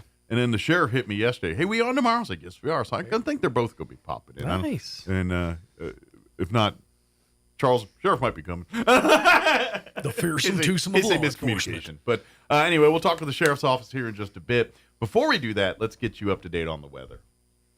I'm meteorologist Steve Hamilton with your Pecos Valley weather. Very hot temperatures coming up for the weekend. We have a warm front heading through the area. Sunshine, and we're in the mid-80s for the afternoon high today. Maybe a little bit breezy. Low 50s and clear for the overnight hours. Really windy on Saturday with that warm front moving through. Sunshine, but very hot. Afternoon highs in the mid to upper 90s. And then we're staying in the upper 90s and sunny on Sunday. That's your latest forecast. I'm meteorologist Steve Hamilton. Thank you, Steve. I didn't refresh this. Give me 1 second. I just looked and saw that it's not the freshest. There's fresher. 59 currently here in Roswell. Humidity's at 49%. Winds are calm at the moment. Sunny, 84 for a high today. South winds 5 to 15 miles per hour. Clear tonight with an overnight low of 51. South winds 5 to 15 miles per hour. Sunny and hot this weekend. 96 for a high tomorrow. South winds breezy, 5 to 10 early, but 15 to 20 for tomorrow afternoon. Sunday, we're looking at sunny skies and a high of 95. Once again, winds will be breezy for the afternoon. Southwest 10 to 15 early, increase in 15 to 20 for Sunday afternoon. And then Monday, low 7 or mid 70, upper 70s. Dang it, 77 for a high on Monday, and then mid 70s for Tuesday, and then back in the upper 80s by Wednesday, pushing 90 again by Wednesday, Thursday of next week. So it'll be a short-lived dip, but it'll be there. All right, 8:18, we're going to take a 3.5-minute break, and then we'll talk with the Chaves County Sheriff's Office. I know Charles here, probably Sheriff as well. Don't go away. You're listening to Mornings with Mike Winters. Some wounds need expert care to heal properly. At Artesia General Hospital's Wound Care and Hyperbaric Medicine Center, we use advanced treatments like hyperbaric oxygen therapy to help chronic wounds heal faster. If you or a loved one has a wound that won't heal, call 575-736-8235 today and take the first step toward recovery. What made Roswell Hyundai the #1 used car dealership in southeastern New Mexico? Great selection, great savings, and great people. Roswell Hyundai has an amazing selection of makes, models, and model years to choose from. If you can't find it, Roswell Hyundai can get it. And Roswell Hyundai will take any trade. The experts at Roswell Hyundai will work with you to get you behind the wheel of your next dream ride. So, what makes Roswell Hyundai the #1 used car dealership in southeastern New Mexico? You do! Come check out the Used Car Supercenter only at Roswell Hyundai, 1909 West 2nd. If you're missing a tooth or several teeth, a dental implant may be the ultimate solution. Implants look and feel so much like real teeth that you probably forget you have an implant. Maupin & Brown Dentistry is one of New Mexico's most experienced implant providers, with literally thousands of implant patients who are absolutely delighted with the results. Call Maupin & Brown today for an evaluation. You'll be surprised how affordable implants can be. Maupin & Brown, your choice for experienced, state-of-the-art dentistry. This is the time of year we can get all 4 seasons in just one day. Hi, this is Ben Manette from Roswell Seed Company. 1 minute you're sweating in the sun, and the next minute you've got slush in your shoes. But that's winter in Roswell, and after 127 years, we're starting to get used to it. It's too early to plant very much, but you can fertilize pecan trees, spray for dandelions, order your bees, and pick up a new seed catalog. So come see us at Roswell Seed. Like Jim Gill would say, enjoy the warm days, but don't go far from the fire. The ultimate Wi-Fi experience is now available to you thanks to Smart Home Wi-Fi with Plateau. Get fiber-to-home technology 100 times faster than average household internet speed. Plateau has multiple plans and options to fit your family. With Fast, get true 100 megs per second download and upload speed. With Faster, get true 500 megs of download and upload speeds. And with Fastest, you get 1 gig. Learn more at plateautel.com. Get the speed you need with Plateau. Tried, true, trusted. Minister and author Bob Russell once said, "Just because someone plays Beethoven badly doesn't mean Beethoven was a bad composer. Just because someone lives the Christian life poorly doesn't mean that Jesus isn't worth following. God doesn't ask you to be like Christians, He asks you to be like Jesus." Love that quote. I've been told by those I encounter in our community that won't go to church because they've met some supposed Christians and they've seen how they act and talk and maybe even run their businesses. They see Christians as hypocrites. Well, guess what? We're a mess. We aren't perfect. Sometimes we don't act how we should. Most Christians I worship with are trying to do the right things for the right reasons. But what really sets us apart is that even when we fail, we're still forgiven and covered by the saving grace of our perfect Lord. So stop looking for a perfect church. Go worship a perfect God with a flawed people who need grace as much as you do. Join us at the Country Club Road Church of Christ for worship at 10 a.m. on Sunday, located on the corner of Country Club and Washington in Roswell. Here's a Mornings with Mike Winters fun fact. Turtles can breathe through their butts. We imagine you know some people who do that too, because that's where their heads reside. Here's Mike Winters. And good morning. It is 22 minutes after 8 o'clock. And joining us in studio this morning, Undersheriff for the Travis County Sheriff's Department, Charles Eastlis, back with us. Good morning. Good morning, sir. How you doing today? Doing great. I'm gonna try and do the Mike Winters. Good morning. Some days are easier than others. There you go. Friday's easier than Monday. TGIF, right? Yeah, that's they're right. easy on here. Of course, Sheriff might be popping in here. He's running a little as behind, we speak, so but he will be here. So if you see a guy gangbusters roll in here, it's a sheriff. So that's right. It's Friday. I imagine for you guys, like you and I were just talking, kind of busy week and all, and it really doesn't. I mean, Friday for most of us, but for you guys, that's just another day at the job. But at the same time, I'm gonna just because people have more free time during this time, which free time, idle hands, usually, nice weather. Yeah, it's a cocktail for getting into something you ain't supposed to be doing. Yes. And so I'm gonna say Fridays for you mean uptick in work and things like that, not necessarily a end of the week like most people look at it. Yeah, and people always ask us, what's the busiest day of the week? And I tell them it's the one that ends in Y. Yeah. And that's just the way it is. Because there's no rhyme or reason whether it's Friday, Monday, Wednesday. We've seen it Well, especially when you get in the domestic violence world, it's the nicer the weather, the more the argument. If people are together, it's just increasing the odds for those things, and especially when it's family. That's why at cookouts and Christmas and every time you have these family gathering events, there's usually an uptick in some sheriff's department or law enforcement having to go knock on some doors and see what's going on. One is a result of the other, and you play referee. We saw it during COVID when people were stuck indoors with each other. You love to hate them and you hate to love them sometimes. And what happens is you get cooped up. And when you have the ability to go somewhere and that ability is taken away or that privilege is taken away, so to speak, you're now a captive in your own home. Yeah. And it gets a little rough. So moods change. To quote the Scorpions from the 80s, you don't know what you got till it's gone. Till it's gone. That's right. Yeah. We're giving away our age now. Good group. Yeah. Absolutely. But that's in essence what it is. That's right. And the nicer the weather, the more the issues sometimes. And we see that not just during COVID, we saw it, but we also see it during the summertime when the weather's nicer. People are out later, and rightfully so, and we encourage it. But with that sometimes comes more drinking.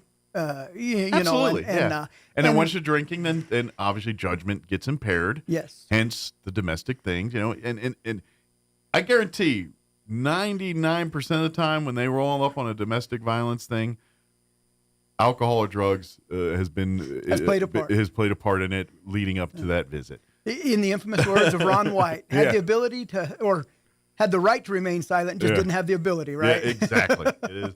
We all get our liquid courage. You've heard that. That's a thing. It's kind of like these telephone tough guys. They post stuff or they say stuff over the phone, and it's that. Yeah. And so feelings come out when that happens, and then that's generally why a police officer has to come in and play referee or deal with the situation. The Renaissance man. Yes. The counselor, the clergyman, and that's something too that I think people need to understand. When you guys roll up on these things, your goal is not to arrest people that night. Your goal is to calm a fight down. If people need to be separated I wouldn't say squash a situation. Yeah, a lot of times there's not even a person unless there's a physical fight, physical altercation in play. Most people aren't getting arrested. Most people are just saying, "All right, can you calm down? Can you go stay at your cousin's tonight or what?" You're just refereeing, letting get the hot heads away, let the cooler heads, and that's 9 times out of 10 what you guys are doing. There's the sheriff. Hey, sheriff. You're 100% correct. And what happens is that it's a catch-22. We're not there just to put a Band-Aid on something. Yeah. But at the same time, we are there to try and mitigate and solve the problem. It's like to at least get them through the evening. It's like, can we stop this argument tonight? Y'all go sleep it off, and then tomorrow we can maybe have a rational discussion about what you're talking about That's here. when I say, hey, Sheriff, they want to talk to you. So really, that's 99% of what you're rolling it on those. The only time people are going to jail is when there's actual hands laid on someone and something like that. It can even be the fear of. Sure, if there is an intimidation factor going on, we're thinking someone needs a restraining order. Then it's maybe let's go sleep in the jail tonight. If that person believed, and a lot of it's based on past action. Absolutely, that there was going to be. And this is where you probably start getting into your spousal abuse and some of the Roswell refuge type materials we're dealing and the with. history of calls at that place are taken into account, and the dealings with. Again, you guys know this history because as we talk every time, the sheriffs. The deputies and our Roswell police, they have beats, they have areas, they have neighborhoods. Sure. Yeah. They know what's going on in it. They know the people in it. They know what's normal. They know what's not normal. Right. And so odds are, if they've been there once, they've probably been there 2 or 3 times. Yesterday we had a call come out, and it was a call in an area north of town. Mm-hmm. And one of the deputies, the dispatch said, well, they didn't want to give their name. One of the deputies said, that's probably going to be so-and-so, and it's because of this. And it was. Oh, that's old Bob. We know what's going on. And it was. Yeah. And it was. Yeah. And one thing that is that we really try to put out to the community is how good of a population of obeying the law and things like that we actually have. Right. Yeah. Because it's only a small percentage of the people that we deal with over and over and over. It's that 1% that's louder than the most people. The frequent flyers. Most people, exactly. The frequent flyers. Most people, they're responding. They're almost. I would say you come across more fear for normal people that you got to calm down. Yeah. I'm just a cop. We're not here to, because I imagine you pull someone over for a ticket that normally isn't used to getting pulled over. Oh yeah. You might have to, you're the one like, oh, it's okay. Yeah. I'm not going to hurt you. It's all right. People get nervous. Like, you're going to arrest me? What I do? I was, that's where I'm going to get, you get more of that than you do the other. And the person who's not used to that are usually the ones who are very, quiet but also compliant. Sure. Those who get stopped all the time are more vocal and more a radio DJ. They've been down that road. Yeah, non-compliant. Or a radio DJ. I talk to like every time I've been pulled over, I'm always that, hey, how's it going? I'm sorry. And, Good morning. And that's the expected. That's the expected response. Is when you walk up to the window, the person is looking at you. They know they did something wrong, whatever it may have been. And they're just trying to get a break. Get a break. Yeah. But nice. Yeah. But, you ever heard you get more flies with honey than vinegar? Well, and that's what we expect when we walk up. Yeah. It's whenever you walk up and it's, what the F are you doing harassing me? Now I know my rights. The whole tempo of the stop. I know you pull me over because it's me. I see this online all the time, but I'm very curious how often. Do you ever get those I guess they call them sovereign citizens or whatever. That is that a common thing? I know I see those videos on TikTok or whatever all the time. For farm use only on the back of the license plate. But I didn't know if you get those people. It's like I don't have to show you my license because I'm a sovereign, whatever they claim. But most of your sovereign citizens do respect the sheriff. In a sense, because you're an elected official. You're an elected. That makes sense. Right. I got you. So the sheriff's office to them is different than any RPD other or one of those appointed positions. But in the end, they'll still get the ticket, and then when they go to court, it's like if it's a major case they present. It becomes. I've got a 3-pronged detail. It's like it's a speeding ticket, but they bring in books and books and 3-pronged defense. All on a 8 mile an hour over. It's like I get you have the right to, but we don't need to. That's just it. We could $50 fine and call it a day, man. Let's just go. And there's a process and there's a reason that you have to go through getting your driver's license because some people don't need to drive. Yeah, and that's just it. That's the thing. I think we ought to. It's not on the ticket end. We ought to crack in on the MVD end on who they're actually issuing these bad boys to. Right. But we still find them driving. Yeah, we do. Yeah. Well, and that's just it. Now I'm going to take a stab that you get a lot of folks that when they get a little older and they lose their license for various reasons, but they're like, I can drive, and they're going to drive, and it's like, yeah, your license was suspended years ago, but I get you. I was taught. I've been driving since I was 12. Whatever it is. And when you take away something like that from somebody who's been very independent and also it is a freedom and a right to them that they fought for a lot of. Absolutely. And when you take that away from them, it is well a lot of times the end of crippling. But here's the problem. Yeah, and I get it, and I understand. No, and I do too. But at the end of the day, you're a menace on the road. Yeah, you are causing actual harm to society because you cannot handle your vehicle in a proper way. So when we deal with that type of situation, we have the compassion to understand why you want to do it. We also have the experience and the knowledge to say you don't need to be doing it because there's a reason we just stopped you. Yeah. And, there's that saying, if you look in your rearview mirror and you see crashes happening all behind you, you're probably the reason. You're exactly. Yeah, you're probably the reason. Put it this way, your grandkids are on the road too. That's all I'm saying. That's all. Well, and with that, we typically will try and contact a family member and get them to help us ease them into that transition. Because a lot of times there's probably, we've been dealing with this before. Multiple times. Like my grandfather was one of those people. He got my Parkinson's grandmother disease, was one of those. And he lived in upstate New York, and it was even more rural than this. And that dude, I mean, and this was back in the day. Oh yeah. So he could do things like bribe the judge to let him keep driving. Just dumbness like that. Can I go get you some coffee? Right. I'll be right back. It was literally Mayberry. He was like, Driving. "Come on, Floyd. I'm going to buy you dinner. Give me my license back." They'll tell you. Look, I made it into the parking spot. Yeah, but every car beside you. Exactly. It's beat up. Has been pushed over. There's a reason your insurance canceled you a year ago, buddy. But I will say this. To the number of people that we catch that away, we catch younger drivers doing the same exact things. And for them, though, it's driver inattention, which Right. is the same thing for your older couples or older people, because they're not capable of focusing on everything. So it really is a driver inattention. It's just like real life. The people that need the most supervision are the real old and the real young. Yeah, that's right. Yeah, that's exactly right. And it's true in driving and it's true in life. And that's as you get older, you're going to need more help. And Most dangerous job I ever had was driver's ed. Yeah. Well, and because if you're 16, you're told all these things not to do. And I'm telling you, as a 16-year-old boy, you're like, I want to go to a parking lot and try a couple of these bad boys. You know what I mean? Okay, I'm not going to be on the highway doing it, but I want to get this bad boy on two wheels in this Target parking lot. You know? I mean, that's just the 16-year-old brain. Yeah. You know what I mean? There's a reason why Dukes of Hazzard is no longer on.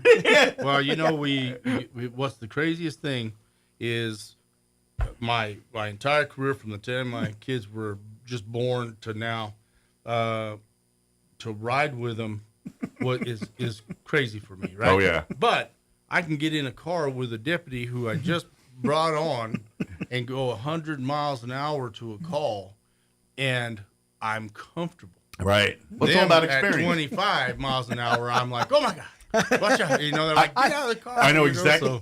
So I've had the sheriff stomp a hole in the floorboard on the passenger side looking for the brake. Yeah. And he's Oh, like, yeah. hey. I'm like, yeah, I see it. Yeah. Well, it's getting closer. Yeah. It's on my side. Yeah. Man, that's right. I'm like, hey. Like a only hurt married for a little couple. bit. My wife does Yeah. the same thing to me when I'm driving. Yeah. So it's kind of that's not uncommon. I'm good, but you know it's funny. I have a weird family. Like I have my brother who's like 5 years younger than me, and then I got two sisters. One's in college, one's in high school. Oh man! So I kind of got a weird family.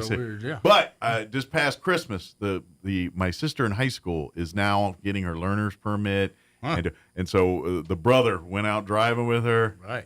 And I did it with my other sister too. And I don't know. Yes, it's because they don't know simple things like you're on a hill. No. You got to use the parking brake. Like they were trying to navigate backing out of the driveway, and I'm like, this is 101. If you can't do this, we should not be continuing. You ever seen the 20-point turn? Yeah. That's when you when you go over to the neighbor that lives across the street and put a deal on. You know how hard it is Say, to hey, hit that ditch and you manage to find it. You know, don't park your car there, and I'll pay for the fence if something happens. Yeah, both sisters they scared the living daylights out of me when they were in that, and it was not even out of the driveway both times. One took it into the ditch, the other one I don't. Yeah. Better than another car. Yeah. Yeah. Well, it was their car, thank God. I was like, oh, good thing is your car, not mine.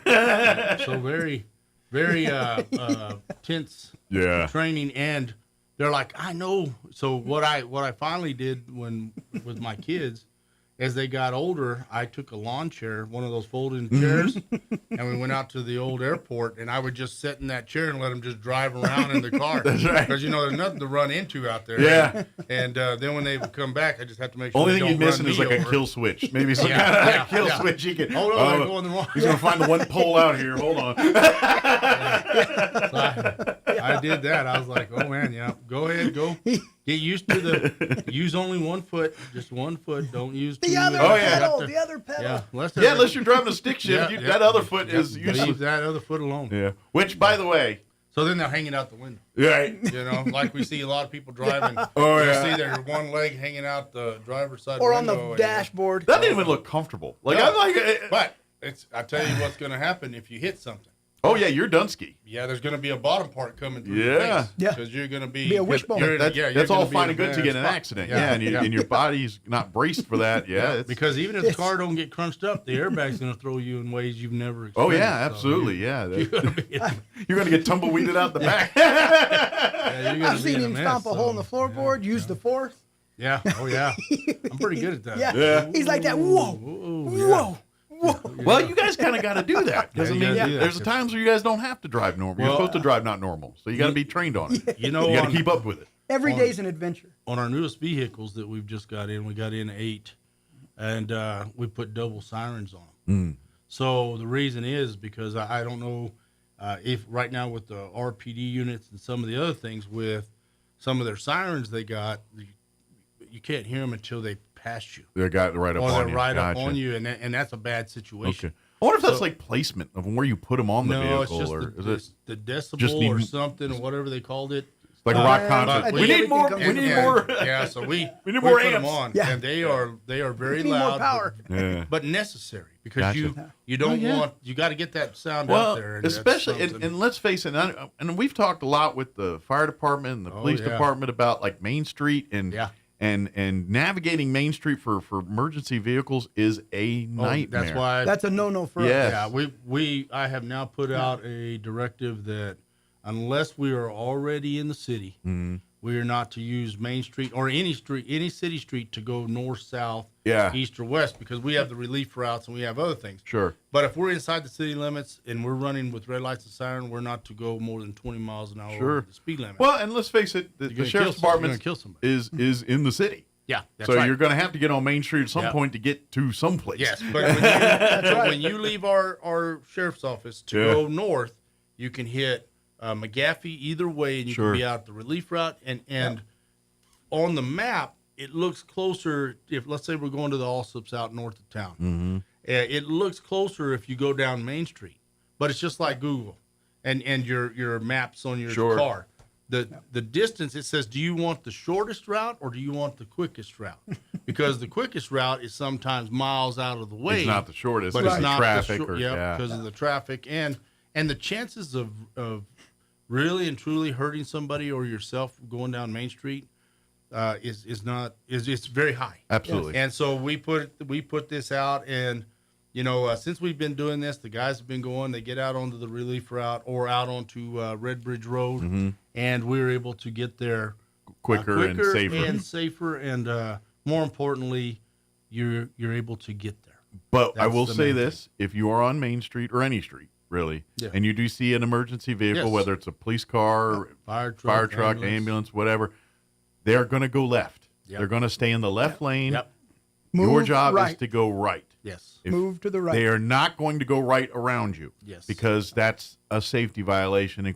So and so when you see them come blaring up on you, go right. Now I get it. Some people don't get nervous and get goofy and just and shoot over without looking. Or just stop. Yeah. They just stop. Yeah, some will 'cause stop right in the middle of the road. Really, Yeah. they Don't just do stop. that either. No, Yeah. They just stop. Yeah. Yeah. You're like, whoa, They panic. man, Yeah, you know, don't that's- do any of that. Keep the flow of traffic until you can safely get to the right. Yes. And the other That thing is the way to do that. The other thing that we tell our guys is, and it's mandated to them now, as you approach the intersection, you better be almost to a complete stop. Well, you're going to have to be because there's people, and unfortunately, whether you have the red or the green. We go into these bigger cities, and then when you get off, even in Albuquerque and some of these, when you get off of the interstates, the inner cities are not as busy as Roswell. Roswell's streets at certain times during the day, it's like you're in a big city. It's a log jam, yeah. Yeah, and you got people trying to come out of one area and they go all the way over to the turning lane, and if you're running red lights and siren, and they don't hear you or they're not paying, all they're worried about is this car hitting them. Yeah. They're just trying to sneak out there real quick. That's whenever things happen. Yeah. Oh, let me just get in. Yeah. Yeah. And then he misjudged something. Yeah. So we have it where you come to an intersection, be prepared to stop, almost come to a complete stop, especially whenever there's a car, there's a 2-lane that's coming out of where you're approaching, because this car sees you, this one doesn't. Right. And they always go. I'm going to tell you right now, if you try to turn left on Main Street during the day, I judge you. Yep. Because I'm like, you're just going to be waiting here. You're holding. Yes. Go right. Find a place you can safely U-turn or whatever. Find a light. Yeah, you're not going to be able to turn left right Yes. now. Not safely. Or come across, man. Yeah. Yes. Find a light. Yeah, exactly. Well, that's just it. If you're going to turn left on the Main Street, you're going to come across traffic. And very you just can't. soon, Yeah. with the things that are going to be happening in the summer and with the Reno Air races. Oh, it's going to be tenfold. The amount of wait till vehicles there May will be time frame when we get an unbelievable. influx, and in September it's going to be even more. And we are going to have to. And like you said, it's going to take all of us to just be a little bit patient, a little bit mindful of where and aware of your own surroundings and what you do. Do your shopping the week before. Oh yeah, If you're local, do your shopping the week grocery before. stores and all. Yeah, absolutely. But when you're out and about, and like there's going to be an influx of emergency because more people mean more needs, and so be mindful when you see those lights or hear those sirens. Yeah. Your job is to get right.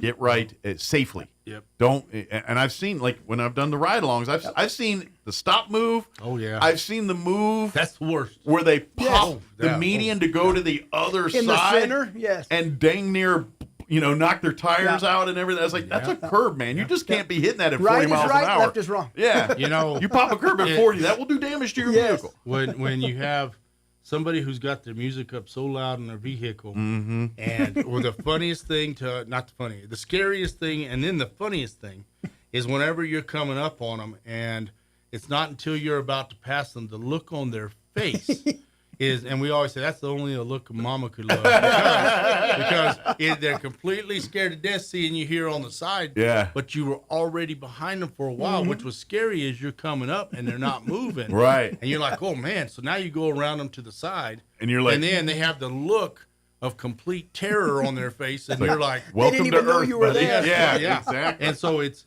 scary, then it's funny, and then it's back to business. Sure. But it's one of those things you're like, oh my God, what was that guy thinking? But in vehicles, people are on their phones. They're and they too have many them up. distractions, doing too many things. Yep, doing too other many than things. driving. Yeah. And you. I get it, man. Makeup and other things, and looking in the mirror, combing your hair, and just my own. Like, I just got a new Jeep, and my new Jeep is full of bells and whistles that my old Jeep didn't have. Yes. And I've caught myself a couple times. I'm like, all right, where's the thing to turn the air up again? Yes. Oh crap, I need to drive. Yeah, And there's more things they put in the car. Yeah. The More gadgets, more. and dumb 50-year-old man's like, what is this for? And then again? it tells you cannot operate while moving. Yeah, There's like- a reason it says that. Yeah. So I've caught myself doing it just recently because I got a new vehicle. I'm trying to like, where's So this you're thing? waiting to get to the light, and you're trying to do it real quick at the light, and people I'm behind that- you are honking. Yeah. I'm that way in my new police unit right now because it's all different than my other one, and I'm so thankful for this one that I have now. It's very nice, and we've set it up nice. It looks great, but to control the inside, I'm like, man, which button is this? Right? You don't know what does what. You don't want to turn on something. Don't touch it. Next thing you know, it starts yelling at you. It's like, Yeah. is this like a party hat button? What does this button do? I just got yelled at. I had one person tell me, hey, your screen's not as big as mine on mine, and I'm like, because it's one of the people from the public, and I'm like, I don't want it to be too big because I don't want to watch a movie on it while I'm driving. I just want to see the deal, and sometimes you have to use the map thing or whatever, Right. because. But Next thing you know, they're going to put the what But those movies with the big screens? Yes. What are they called? My brain just completely. IMAX. IMAX, thank you. We're going to put yeah. IMAX screens in there. But that's what I Fold said. down.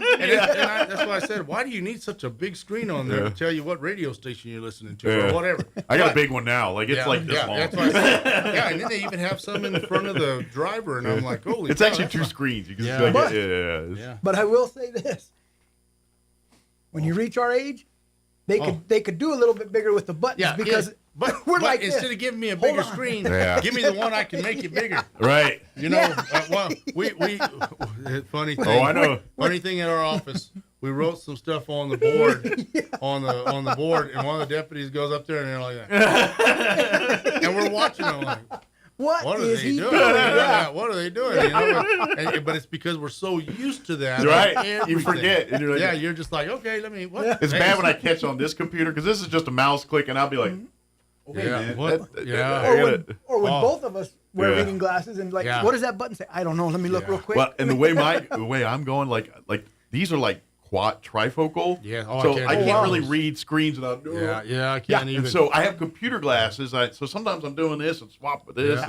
and then. But to be honest, I see my phone and everything better without glasses on at all. Yeah. Oh, I don't And see mine at all. Yeah. So the phone I can see. Yeah. But if you hand me a piece of paper, and this is what I tell them, why do Yeah. you give me something that's so little Yeah. that I'm looking Tin at it? font. And so now when I go into the commission meetings, I have Janet print my stuff out. I look like I'm walking in with one of those rolled up scrolls. It's like you those know? books from second Yeah. grade that had the That's a big giant letters and the giant one word on the Reading first through line, it. second line, and I'm like that. The bird. Whatever. He's got 3 it is. pages Yeah. for commission. Yeah. That's a big word. Yeah. I need 3 pages. And I had the LASIK surgery done about 10 years ago, and I can see perfectly far away. Gotcha. But I'm one the of opposite. the things they told me is that whenever you got the LASIK surgery, it would take away your ability to see up close as you get older. Mm. Well, at that time, you're not thinking about it. Right, like it's fine. And Near so or I was far. like, what? Now you're like, And now, and you hate to put on your glasses, because I'm not used to wearing them, so they always sit right here Right. anyway, and I'm like this. oh yeah, and when the farther down the nose, the older and The older and you less, are. Yeah. But it's like I told him, hey, as long as I'm able to see it, and I never carry my glasses with me because I don't use them Sure. to see far. I'm the same way. So then when I sort of get does. to the restaurant that has dark lighting or the smallest Yeah. thing, I'm having to take a picture with my phone and Blowing then it up. blow it up all the way.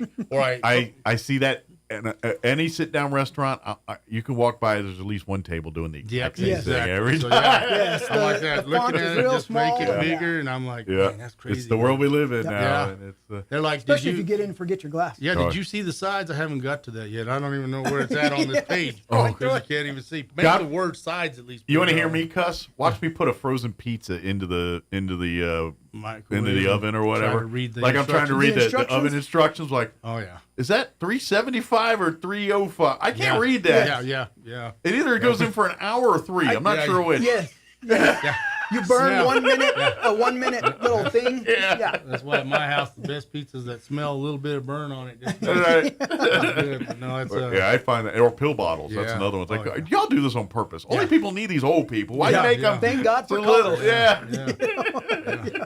Scan this and then you order another one. Oh, no, I didn't want to order. Yeah, you that. got to make the pills look like M&Ms and different things just so we know. Yeah. I need a purple one, a I'll blue take one. a red and a. I need that one that looks like something that doesn't go in your mouth. So, I was gonna mention some things real quick about some of the things that we Yes, yeah, let's purchased. talk So, serious stuff. Yeah, so We got here some goodies. in the very near future, we're gonna have our license plate readers up and working. Oh, cool. They're gonna be in certain intersections throughout. So whenever people drive through, it's scanning all license plates. it scans up to 100 license plates. You don't know in a minute. how valuable of a tool that is. Like there's people that are Yes. wanted. It red flags them, and Stolen vehicles. it's amazing. Not only does it scan it, but it takes a picture of it. Gotcha. So that way, if let's say a vehicle comes up wanted or whatever, or stolen or whatever, right now, especially with all the things of parental people violating the parental orders, Absolutely. or kids missing, You or start whatever. getting those Amber Alerts. Yeah, and Amber things. Alerts. We Yes. can get those. They scan, and then it will show you a picture of their vehicle, Mhm. and it shows you exactly where they were. Yeah, Silver And Alerts, anything Amber that's Alerts, those are associated valuable. with that vehicle. Yeah. And so those we're gonna have those all around, all around. And County understand County. those aren't speeding cameras. They're not. No. They're not going to Right. the look for. They're here scanning license plates. And if you're good, nothing's going to happen to you. Up But to if you're wanted, 100 a minute. yeah. But if you're wanted, you Yep. might see some action after that. I'm just saying. And the reason they went with the They're an awesome license tool. plate Yeah. instead of just having the license plate come across, but also the picture, is because people will take license plates off, or they'll put different license Oh, plates absolutely. on. Well, that So doesn't it's like, work wait a minute, anymore. Yeah. that license is registered to a blue Yes. pickup that's sitting Yes. on a white Yes. Pinto. And It it'll ain't flag gonna that. match. Yeah. And so it will flag that, and then will let us know, It's hey, this is what's amazing going how- on. how it But does. Yeah. so we've got those going up. We've got some other things that we're looking at getting here in the very near future. Right now you have a Narcan system that we still can call the task force True over, which is True Narc, and they can scan items in packages. Okay. But we don't have anything like that, so the guy still will have to handle and deal with packaging where with fentanyl to kill you. Right. Testing, Yeah, drug that's just to touch testing. Yeah. So this, you just point it at it, and it will tell you what it is. So we're getting, Gotcha. we're So gonna it's a get safer that. way to test this, so Yes. less Yes. exposure to the officer. Without opening Yeah. the bag. Exactly. So- Which is a big, huge problem. I mean, how many times do officers accidentally come in contact Yep. with it and then have to be medically treated? Well, and the afterwards? reality Yeah. is that, you look at the cost up front. Okay. But what is the reality? Is that comparable to workman's comp? Is that comparable to a life? Is it comparable to, And that's the it's- scariest Well, part. it's no different than like the people with the drug needles in their pockets, and then you guys are going through their pockets to get pricked with the needle, and next thing you know, you're dealing with hepatitis or whatever going on there, and so it's no different. That's why Right. they ask you these questions. You got any needles in there, man? Before I stick my hand in here, this is Yeah. why it's no different. Same with the fentanyl. Yes. You know, Yes. if they breathe it, ingest it, contact, touch it. And it can kill them. Yes. and Yeah, so it is very. So it's so. This is a huge tool Yes. here. It is a big one. It's an awesome So, tool. Yeah. and so we're just some of the deputies just went to human trafficking classes and doing all these different things, and Those license plate readers will assist with that. Anything that comes across the checkpoints or whatever, we're going to be. And so our surrounding counties, some of the counties like Lee County and Eddy County, they're rich, so they have a lot of those cameras. All they got more throughout the oil whole money deal. than we do. Yes. And so they're rich. So they have. So they've been in place down there for a bit. Yeah. So they have. Well, I know big cities and stuff have been doing this for years. Yes. So now it's great that we have every county around us has these now. Now we're in it, and so now the communication and the tracking of individuals is going to be so much lot better. Absolutely better. Yeah, because you can follow them now. It's like okay. Now they're heading into Eddy County. Now we can keep, or now they're going into Lee. Now they're doing this, and now you can apprehend them safely. And it tracks time, everything. Which eliminates the high-speed chases and all the stuff we were kind of talking about earlier. Yep. Yeah. So we're working on, because we're coming up on the end of the year, we're working on our budget now to actually get a line item, a separate line item for our SWAT team. Okay. One thing that you don't realize is how much it costs to do training on SWAT. Because you got to do based on the nature of the work that it's because they get. I'm going to take a stab that if there's any kind of military style training in law enforcement, those are the guys that get the closest to it. Well, they get it, and so the training is constant. The firearm, the ammunition, the different types of things that we've got. They're testing for battle. Or training for battle is what I'm saying. Yeah. Impact weapons that we have, they're having to use a lot of money. So it's been running us about $10,000 a month. And I'm sure they're probably geared up just very equivalent to a U.S. government soldier with the the latest in technologies and everything from the vest to the night vision to the helmets to the weaponry, all that stuff. Yeah. And I'm going to look to ask for 4 more deputies. The reason I'm doing that is because one thing that we have seen more of in the last couple of years than I've ever seen here is the weather, the dust storms. Thing we're having to utilize our people to keep people from getting killed in the dust. Sure. And it's harder to respond to calls because everybody's tied up on other things. So We're if I pulling get detectives out, everybody. yeah, so if I have more people, yes, and there's never a negative to that. Right. Because even on the good days, now I just have more people out patrolling. Absolutely. So there's no negative to it. But what we don't ever want to be stuck. is not able to provide the services that right, we that they're like, now, guess what? We're not solving as many cases because my detectives are all out on beat, or out on a beat. Respond to calls. Yeah, exactly. They're stuck right there because with everybody's out there. Exactly. And, and that's where the PD and the state police and all of us are working great together right now in helping with those types of situations. Sure. But if you've seen here these last couple of dust storms, it's also been in Roswell. Absolutely. It's been in it, and it hits the valley and out by the relief route where there's open fields.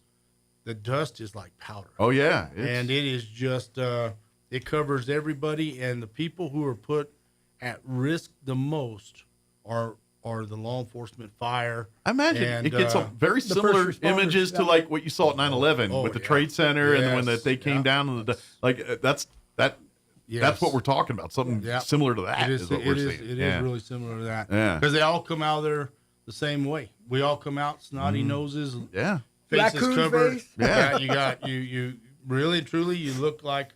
If you ever watch Crocodile Dundee, you look like one of those Aborigines. When you come out, you're all covered in the white powder. But it's something that we're working on, and there's never a negative to having more police officers. Right. And that's the beauty of law enforcement is regardless of if they're sitting behind the desk monitoring the office, or they're detective or SWAT, every one of them can do the job of law enforcement. Every one of them will arrest you. Every one of them will help you. Every one of them will. Every one of them's a deputy. Yeah, they have the full scope of what a law enforcement officer's duties and rights are. They have it. And we're four positions down right now. We get close to being completely full, and someone retires or something else happens where another agency offers them more money. Absolutely. And they go. It's a cutthroat business, man. It's a cutthroat business, and they do. They come in and they recruit. Everyone thinks the grass is greener sometimes. And they do. And I'm going to take a stab. Is you probably have a few people that they go, and then a year or two later, they're like, back. Sheriff, within a month or two. Grass ain't so green over here. Within a month or two, they're back. But I will tell you this. I have I am very blessed. Chaves County is blessed by the deputies that we do have. They're very committed to this community. They're very much approachable. Very much. Just people of the They're town. vested in this community. Yeah, they're just you and I. They They're really every do man care. is what They're they from are. this community. Yeah, they're every man. But they're very much a part of this community because this That's is right. where they're born and raised. Absolutely. A lot of. So, well, this is why they know the things too. Families and- Yeah, You know, that's right. it's like I remember when I was a kid, y'all were doing this stuff, and they know. Yeah, They and know. it's good for everybody to know who you are, and it's good for you Absolutely. to know everybody. So it's a good thing. It's that, and that's how. It's just like family, man. How do you get through it? Family. Yep. It's no different. That's how me and him work. We go out, we visit with everybody. Well, it's all about emotion and people. Yep. That's the job. That's everything. It's all about how people feel, how people think, and how to navigate through that. I mean, yes, there's the laws and the X's and O's of it, but at the end of the day, you're just people dealing with people and trying to get them through the best of their scenario, what they're dealing And with. the person who does the job the best is one who takes it personal. Yeah.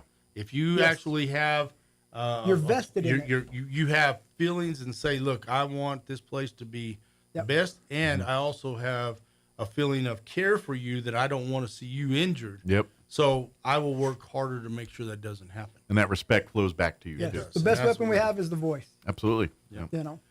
Well, guys, we're out of time, but All right. thank you so much, Well, and we'll see you guys here in a couple of weeks. And Yep. stay Yes. safe, and tell all your deputies thank you for what they Yeah. do. God bless every one of them. Yes, So. real quick. Once again, you never need an invitation. You don't need an appointment.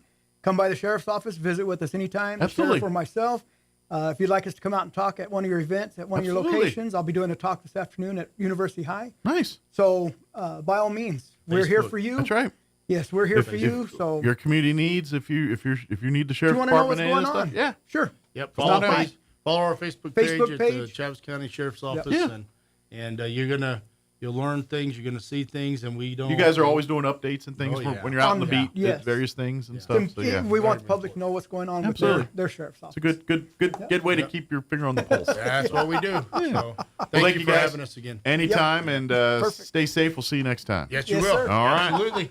It's 9 o'clock. You're listening to 106.5 Roswell's Talk FM, KEND, or Roswell, New Mexico. Over-year gain since last September. George Williams, Washington. China fires another volley in the trade war with the U.S. Beijing says starting tomorrow it will boost its tariffs on American goods to 125%. President Trump's so-called Big Beautiful Bill takes a major step forward as House Republicans vote to advance work on that budget legislation. House Speaker Mike Johnson says the goal to cut taxes as well as excessive government spending. I want to compliment our president, President Trump, who is always engaged with us and available and accessible. He didn't have to call a single member to wrangle anybody on this thing. He allowed me the space to do what I need to do, and we got the votes together, and we reaffirmed our commitments. It's real. We want to find real savings. We have an obligation to do that. A family of 5 from Spain and the pilot are dead after their New York City sightseeing helicopter plunged into the Hudson River yesterday afternoon, went into the water just off Jersey City, New Jersey. Watching Wall Street this morning, stocks modestly higher. The Dow is up about 17 points. The Nasdaq ahead 51, and the S&P is trading 10 points higher. More on these stories at townhall.com. Everybody wants cheap airfare, but where do you find it? You call low-cost airlines. Their prices are direct from the airlines, and they're so low you can't find these fares published anywhere. They specialize in cheap flights, discount hotel rooms, cheap car rental rates, and great package deals anywhere around the world. Wherever you want to go, they can help you get there cheaply and with a best price guarantee. If you want the lowest prices on your airline tickets or other travel services, call now. That's right, call. That's the only way to get these rates. Experts are standing by 24/7 to get you the cheapest airfare and hotel rates available. So don't wait. Call right now for the lowest travel prices anywhere and for great last-minute travel deals too. Call 866-755-5300. That's 866-755-5300. Again, that's 866-755-5300. Call us right now. A Russian-American woman freed by Russia is back in the U.S. Her release, part of a prisoner swap as Washington and Moscow look to repair their frayed diplomatic ties. Russian authorities arrested Ksenia Karolina in a Ural Mountain city back in February of 2024. Authorities convicted the ballerina of treason on charges stemming from her donation of about $52 to a pro-Ukraine charity. But U.S. officials have called this case, quote, absolutely ludicrous, unquote. Carolina became one among a growing number of Americans arrested in Russia in recent years amid tensions over the war in Ukraine. Correspondent Andrew Stewart. Britain announcing a surge of military support for Ukraine as the war-ravaged country's western backers gather at NATO headquarters to drum up weapons and ammo. Britain says more than $580 million will be spent as part of a joint effort between the UK and Norway. News and analysis, townhall.com. Well, this year's official White House Christmas ornament is a little different. It honors more than 150 years of culinary diplomacy practiced at state dinners. The White House Historical Association revealed the design Thursday. The ornament features the Reagan administration's red china plate on one side and the Clinton administration's gold-rimmed china on the other. The ornament typically honors a president. Last year's was a tribute to Jimmy Carter. Association President Stuart McLaurin says sometimes the ornament is used to highlight an important White House anniversary or occasion. Keith Peters, Washington. A British military veteran, Prince Harry, is visited with war-wounded soldiers in Ukraine. As part of his ongoing work with those wounded in battle, the Duke of Sussex stopped by the Superhuman Center, an orthopedic clinic that treats and rehabilitates those who are wounded in war. More on these stories, townhall.com.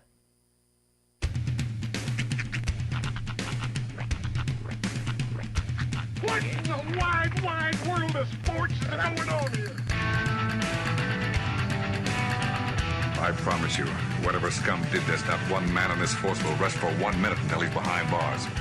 Now let's grab a bite to eat. Yeah, come on. I feel the hot wind on my shoulder and the touch of a world that is older.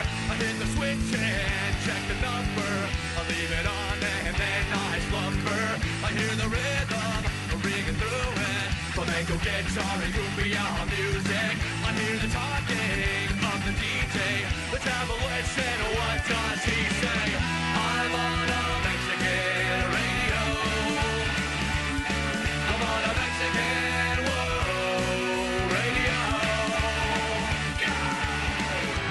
Broadcasting live from high atop the J.P. White Building in downtown Roswell, New Mexico. It's Mornings with Mike Winters on 106.5 Roswell's Talk FM. Is that what I sound like when I talk? Now, here's your host, Mike Winters. And good morning. It is 6 minutes after 9 o'clock. Welcome to hour number 3. Tracy Miernos of Mornings with Mike Winters right here on 106.5 Roswell's Talk FM. Happy Friday. We made it.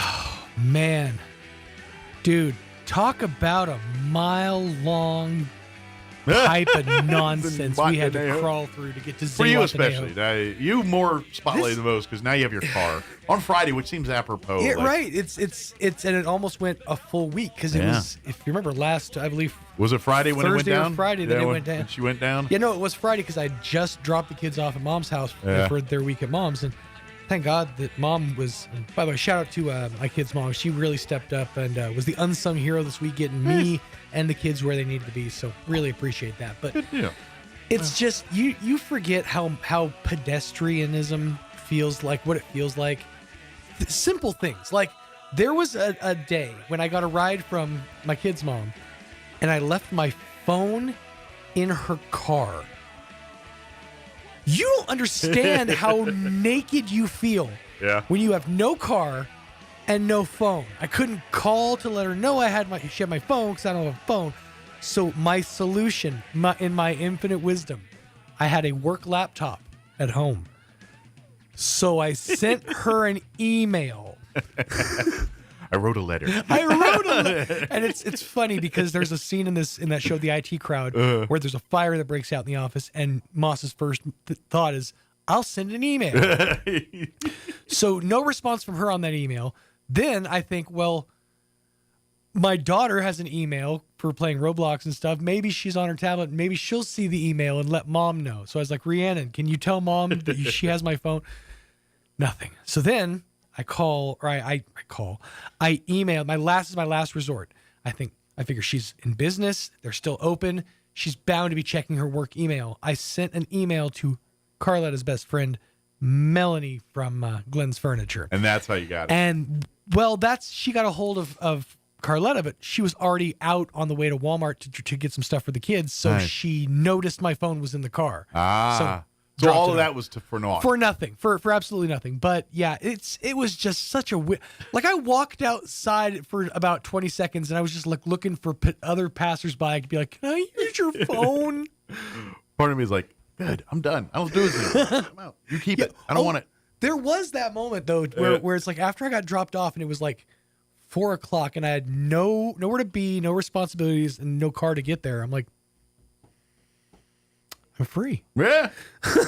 This is it. I'm free. Yeah. We made it. I ain't gonna lie. I look for a day where I don't have to have that anymore. It's not going to happen, but I wish. But back to responsibilities and welcome to it. Hey, we got a busy hour for you. As we're talking really all things at the library here over the next couple days. Let me give you the rundown what we got going on here. So here in just a few minutes, we're going to be joined by Bob Bose-Bell. He's America's Western storyteller. He's going to be at the Roswell Public Library tonight doing an art show and book signing. But he's got quite the storied resume. He's the executive editor of True West magazine. He's an Emmy award-winning executive producer of the PBS special Outrageous Arizona. He's written many books and everything else, all related to the American West and gunfighters and guns. So we're gonna have a great conversation with him, and then of course invite you to come out for his book signing and art show tonight at the library. That'll be from 5 to 7. Also, we'll have the folks at the library talking with us about stuff, and then we're also going to have Caroline Brooks join us this hour from the Roswell Public Library.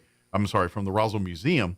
They're going to be doing their Art New Mexico Culture Day tomorrow at the Roswell Public Library from 10 to 1. Yep. And so they're going to have come in and drop and make and take art and all kinds of stuff. So Caroline will talk about that. So we're talking all about the library this hour. Yep. With all kinds of great events and things. So let's get the hour going by handing you the weather. That's going to be hot. I'm meteorologist Steve Hamilton with your Pecos Valley weather. Very hot temperatures coming up for the weekend. We have a warm front heading through the area. Sunshine, and we're in the mid-80s for the afternoon high today. Maybe a little bit breezy. Low 50s and clear for the overnight hours. Really windy on Saturday with that warm front moving through. Sunshine, but very hot. Afternoon highs in the mid to upper 90s, and then we're staying in the upper 90s and sunny on Sunday.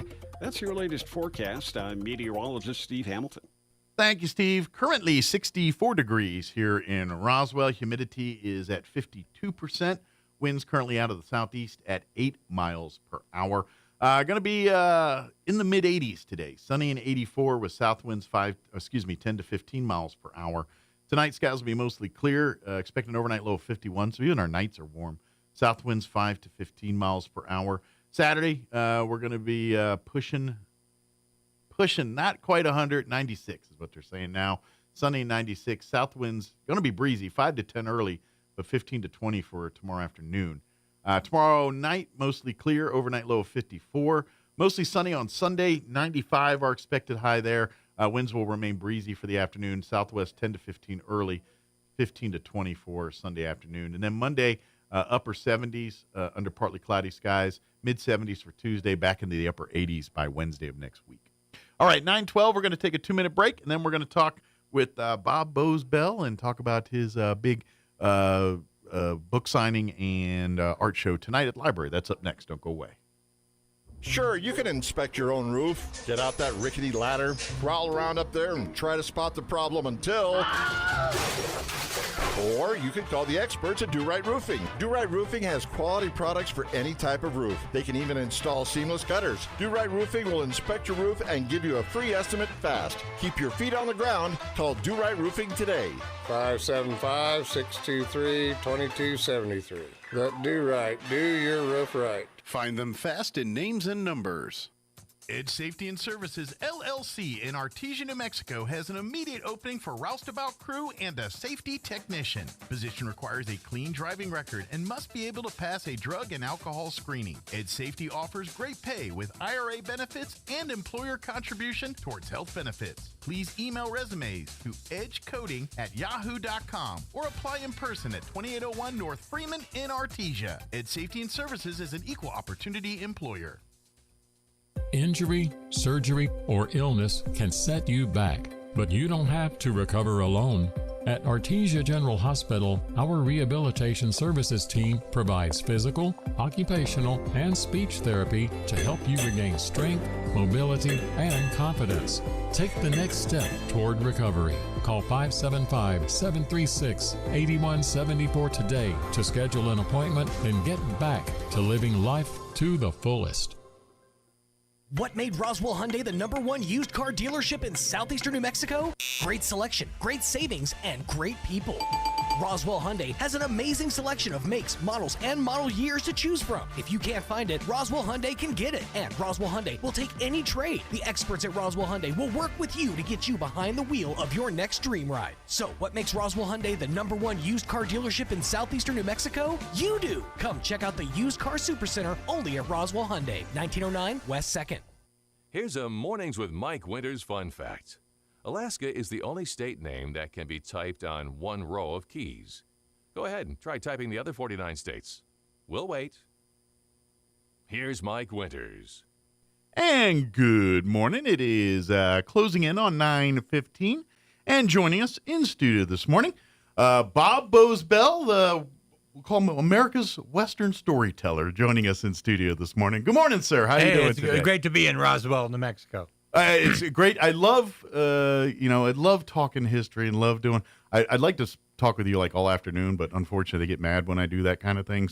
But you're kind of, if you want to talk about all things Western and cowboy and you're kind of the authority in all this stuff. But just, you're talking about with your various levels of from the American West magazine on down to your authors, and you kind of made yourself the authority in all things Western, huh? Well, don't oversell it, because we're all stupid, just on different subjects. Well, and you're always learning. You know what I mean? That's Like, right, I imagine right. you walk into a thing and you hear a story, or you hear things like, "Oh man, that's not the version I knew. I heard this version." I got to tell you like a story. I came here. Janice Donahue invited me to come. She's joining us as well here this morning. Yes. Good morning. Good morning, Janice. To speak to the high school, and so I was excited because 60 years ago I was in that classroom, and no one came and talked to us about being an artist or anything. Sure. And I made a vow that if anybody ever asked me, I'd go to the end of the earth to go talk to them, because nobody talked to me. Gotcha. And so that was the theme. So that's kind of made a life goal of yours a little bit. It's like, look. And so it's an 11-hour run. It's an 11-hour drive. Okay. Let's say, if you don't mind, where do you call home now? I live in Cave Creek, Arizona. Okay. And but I come. So you come over for the cooler weather. I come over here all the time. I come over here. And this is cold, by the way. I had to wear a sweater yesterday. Yeah, Okay. well, tomorrow will be 96. So Yeah, okay. Anyway, so I spoke yesterday to high school kids, and I'm looking around the classroom thinking, okay, where am I? Who's I just wanted to kind of, if I could reach one kid, sure, it was worth the trip. And this one kid in the front, Daniel, do you remember the Estevev? Maybe Daniel. He starts mouthing off, and he's saying, "Well, I've studied Billy the Kid. That's not true." He goes into the Brushy Bill. Oh, good. So he wants to talk. Yeah.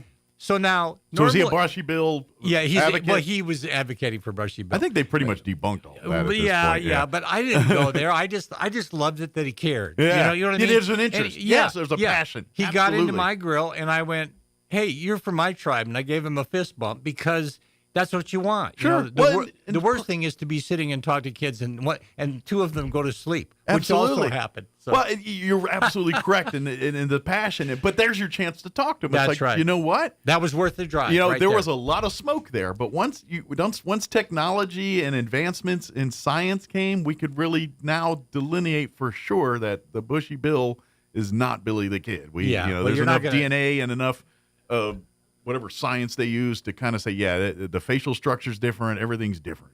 Well, I wouldn't go that far, but let's put it this way. Okay? They're making, you ready for this?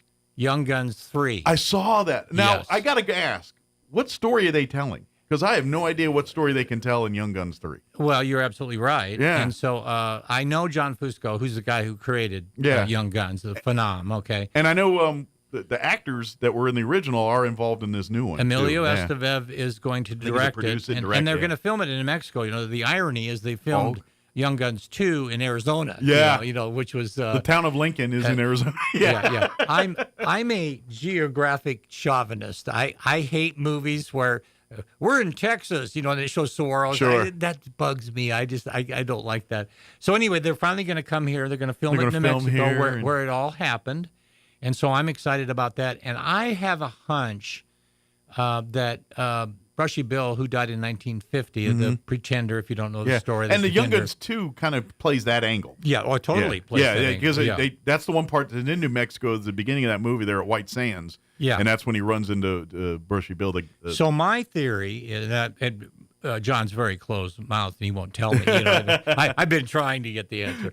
But my guess is that we're going to see New Mexico 1950. Emilio Estevez is now in his 60 or whatever. So it's going to be that story still. No, I'm guessing. Okay, gotcha. But if we get it right, of course, I'm going to take the credit. Yeah, absolutely. Well, because if you follow the movies, which they're entertaining. Yeah. And there is some factual stuff. But that's true of every movie. Though. Absolutely. But there's more Hollywood than there is history. Every movie's about half right. Yeah. And then when you study history as long as I have, it's true of everything. You Absolutely. The problem in this world is everyone's about half right. Absolutely. That's the problem. Well, and I would also throw in a caveat that because of the particular type of history you study, is the Old West has a lot of lore. Yeah. Like you look at I don't know, American Revolutionary War history. So, there's certain facts, dates, things that you can say. And that's true in the Old West. But between the dime novels and everything else, things have been stretched. And, people are much larger in life nowadays than they probably were when they were walking the earth doing the things they're doing here. And so for you kind of half your time's probably separating the tale from the fact here a little bit. The myth. That's my whole driver. Yeah, that was a dime store novel thing. It was very entertaining, but that's not how it went down in real life. Well, let me tell you how I came to the game, okay? Because when I was about 8 or 9 years old, my father would put my mother and I in a 57 Ford and drive backwards on Route 66 to Iowa, where he was from, and we'd eat 5 times a day and talk about crops. That was his idea of a vacation, okay? Yeah. And he never would stop. He's a World War II guy, and it's just like, hey, Dad, can we stop and see that museum? And and so we got to Iowa, and I said, we were eating for the 4th time that day at the Swenson's, and I said, hey, Dad, you got to give me one place to stop at on the way home. And he said, well, we will, kid, if we have time. But I knew that you're just going to blast all the way home. We have time, just not your time. Yeah, I picked it out. It was 48 miles east of Albuquerque, New Mexico, south side of the road. Okay. Moriarty, you with me? Uh-huh. Okay. The Longhorn Museum. And as we shot by there on the way to Iowa, I saw over 1,000 items of the Old West. I picked it out. So on the way home, I hatched a devious plan. We got to Santa Rosa. We were in the Club Cafe, for breakfast. We got out. I looked on the map. I saw it was coming up. And so I was standing on the transmission hump because we didn't have seat belts in those days. Sure, yeah. And even if you had them, no one used them. Yeah, we liked going through windshields. But anyway, so I hatched a devious plan, and I started poking him. I started poking him in the shoulder. I go, well, come on, Dad, you promised. And he started to shake me off and pass the trucks. And he finally pulled that 57 Ford into that parking lot. Squeaky put it wheel in park, gets the grease. And he looked at me and he said, kid, you got 15 minutes. Challenge accepted. That's what did it. Yeah. That's what, I went inside. My grandpa had given me a quarter, and I was in a buying mood. And I said, how much for that flintlock rifle? And he said, $100. And I said, I'll give you a quarter. and so then I looked over, and there was this picture of Pat Garrett and Billy the Kid. I said, how much for that? And he goes, a quarter. And that's what you took. So I bought that photo, and then all the way home to Kingman, Arizona, where we lived, I just was studying that photo. I own a real photo of Pat Garrett and Billy the Kid. And then we got home And I put it up on the wall. And we're at my bedroom, and on my way to school, I said, I'm going to get a hat like that. I'm going to get a gun like that. Just like I'm going to do that.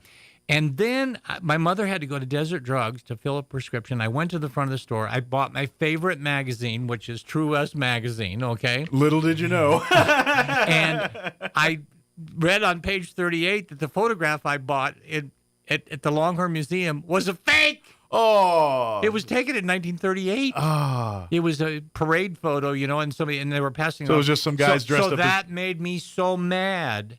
What did they really do? And so you can draw a direct line from there to sitting right here now. Nice. That's what's driven me to do 15 books on Billy the Kid, Doc Holliday, Wyatt Earp, Geronimo. Be that authority for what we know is true. I don't know that I'm the authority, but I am obsessed with the facts. What really happened. Don't give me the BS. I don't want to, and I'm the same way with movies. My family will not watch a Western with me because I'm the guy. I'm in the theater, and I'll stand up and I'll say, that saddle is historically incorrect. They didn't have that in 1872. That's me.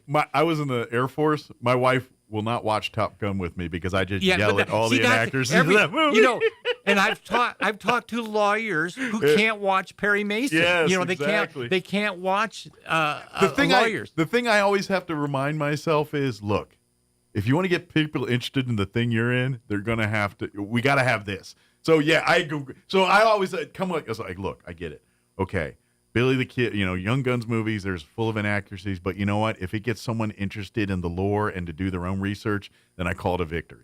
And that is true. And that happened to me a lot. Like I saw a lot of movies that are like I grew up in Maryland and DC, so I'm a Civil War. I grew up in that area. I mean, I spent countless times at Gettysburg, Antietam, Ford's Theater. I grew up 5 miles from Dr. Samuel Mudd's house. Yep. If anybody knows who that, he was the man who set John Wilkes Booth's leg after he killed the president. Yep. He broke his leg, and then he went. So and that's where his name is Mudd. Your name is Mudd. I went to school with Mudd, and actually he was a descendant. And I used to whitewash the fence in the Scouts as a kid. So I was kind of attached to that history, and I've had that love too. Yeah. But I'm that same way. I'll watch a movie or something. I'm like, that's not how that general did. But then I'm like, wait a minute. If someone's interested in this and that's what they, then this is a good thing. So I imagine you deal with that a lot where you're like, all right, Young Guns is, but you know what? If you're interested in Billy the Kid and Pat Garrett and Lincoln County War because of this movie, then it won.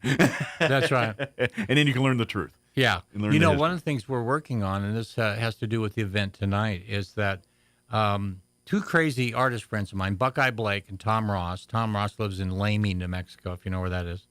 And we decided, actually it was Buckeye's dream, to actually do a sculpture of Billy the Kid in repose, lying on the carpenter's bench at Old Fort Sumner. Interesting. And so we're going to do the traveling wake of Billy the Kid. Okay. And the show tonight at the library here in Roswell is a sneak preview of that because I brought with me the Billy the Kid art that's going to be in the show. Okay. And I'm going to have all my books there. A little tease for that event. Then. Yeah, it's going to be cool. Now tonight, you can come meet and see a lot of your works and things. Yeah. Come meet Bob tonight at the Roswell Public Library from 5 to 7 p.m. Doesn't cost a dime. All you got to bring is yourself. Bring your family come and if you're an Old West fan, I'm sure you can sit and swap stories and talk with Bob here till they kick you out the building. But that is true. This is come see the artwork. Come see, and then of course if you're a fan of True West Magazine or if you've seen the Outrageous Arizona PB or read any of your books, please bring them. He'll sign them, whatever, or you can get copies there at the event. But if you want to talk Old West and wild and cowboys and Lincoln County to everything to gunfighters and everything else, Bob's would love to engage you with a conversation on. We're going to have a great time tonight. Yeah, and I love these kind of things because you learn the inside information. Yeah. It's always like you hear the events and you hear the story, but you don't hear the things like, did you know on that day Billy had a limp on this? You know what I mean? The creamy details that make the story that much more interesting. Yeah, one of the things that I love about the story, which relates to here in Roswell, is that the kid had a querida, a girlfriend, in every plaza up and down this river. He's a boy in his 20s and 18s and 20s. And Sally Chisholm, who, of course, you've been to the Chisholm Ranch. Oh, I've yeah. never been to the Chisholm Ranch. Janice is taking me to the Chisholm Ranch as soon as I can get off this damn show. See, that's what I'm talking about. As a man that literally devoted your life to doing this, yeah, you don't see it all or at That's one right. time, and you're still always evolving and learning and adding to the repertoire. And I want to see Pat Garrett's house. I might be on our itinerary today, and I haven't been. You know, I've only seen pictures of it. Yeah, I've been coming over here for the last 4 decades, and so I just love this country. I love all the little burgs and tiny things. Mayhill. I just love all the little stuff. You know, it's kind of funny that sometimes you have to remind people around here. It's like you realize during the Lincoln County War, you're living in Lincoln County. Yeah. This was Lincoln County during the Lincoln County War. It broke up after the Chavez and I think Eddie. They broke it up into several counties. No, but it was huge. In the time of Billy the Kid and when all that was going on and that week in the streets that were nightmare in Lincoln for me, that was your county during that time. This was it. And this is, Chisholm. That's why you see the Chisholm statue out here and the roles he played. This Roswell is very much a part of that history and everything else. These people that are names in these history books you're seeing, they walked these streets. They lived in these places just like you do. Yeah. You know what was weird to me yesterday was when we were in the classes, and I spoke to 5 classes. Mm-hmm. I wanted to get a handle on how many people had been to Lincoln and knew about it, so I just wanted to get the temperature check.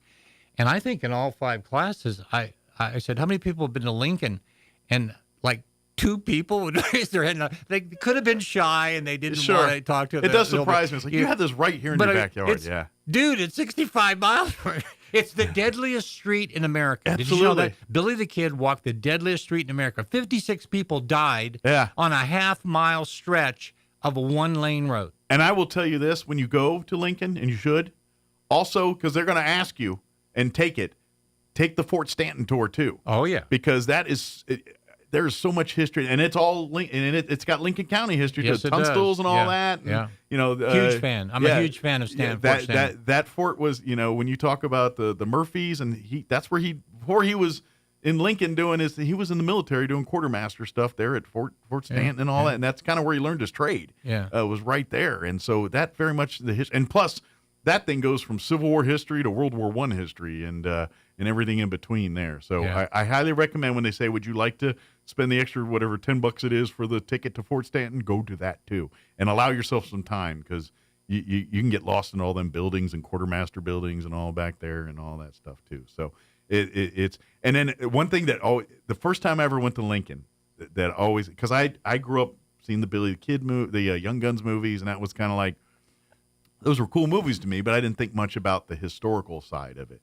And then as an adult coming to Lincoln, and I'm seeing where the McSween house is, and it was Burns, like, oh, okay, this was real. This was all, and that's where I started putting. Now, granted, I'm like, okay, this isn't quite jive, but like you see the courthouse scene and 2 where he escapes and all that. I'm like, here's the building, here's the stairwell, here's the you see all those places in real life in the movie, and that's when I was like, oh dang, this is really to me I looked at it as just a gee whiz entertaining movie, and I was like, oh, this is the actual location where he escaped, and this is the actual McSween house where they burned him out, and the timeline's gone, but timeline's a little different, Yeah. As the movies, but you see these actual events in history in these locations there, and I love all that. And Yeah, so, the window where Billy the Kid allegedly said, "Hello, Bob." Yeah. And that's I've got a picture of myself sitting there. And when I drove in a couple days ago, every time it gets me to Capitan Gap, because the kid, after he escaped, killed his 2 guards and escaped in April of 1881.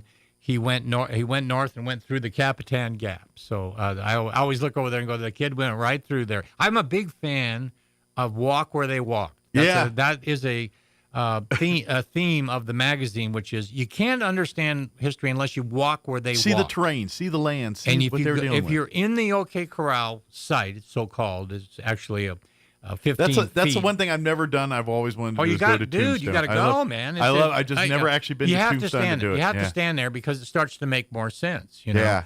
And of course, it wasn't in the OK Corral. It was off Fremont Street between Fly's boarding house and a house on the corner, but that's not going to fit on the movie marquee. Gunfight at the OK Corral. Adjacent to the OK Corral. Yeah. Yeah, it doesn't ring the bells. I think it's the Germanic case. Sure. I think that Wild Bill Hickok, Billy the Kid, Crazy Horse. I think, the gunfight at OK Corral. Yeah, it needs the that. gunfight on Fremont Street doesn't have the same Doesn't have ring. the same allure to it. Doesn't fit as well on the dime store novel as back in the day. But it's real mention, and we're running short on time here because we definitely got to talk to the other folks. Yeah, here. But we got to get them in here. But I definitely, what I love about when we talk about the Tombstone and all that, and I caught a documentary, I think it's on Netflix, that Ed Harris is the narrator for.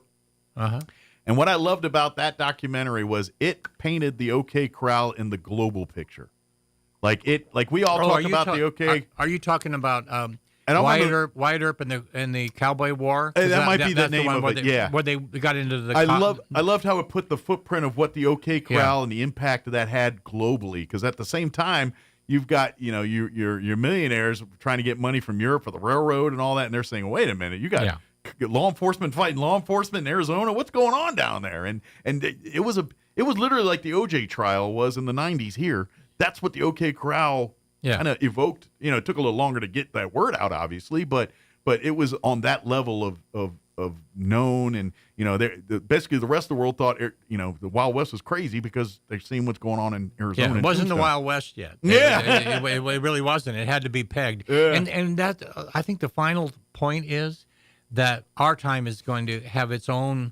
No matter how young you are listening to this, you're going to get old. And people are going to say, "What was it like being in Roswell during the blah blah?" Absolutely. And you're going to say, "This is what I predict." You're going to say, "It wasn't like that." Yeah. That damn guy on the radio, he got them all riled up, and he is so full of BS. And so it goes. You aren't wrong. Absolutely.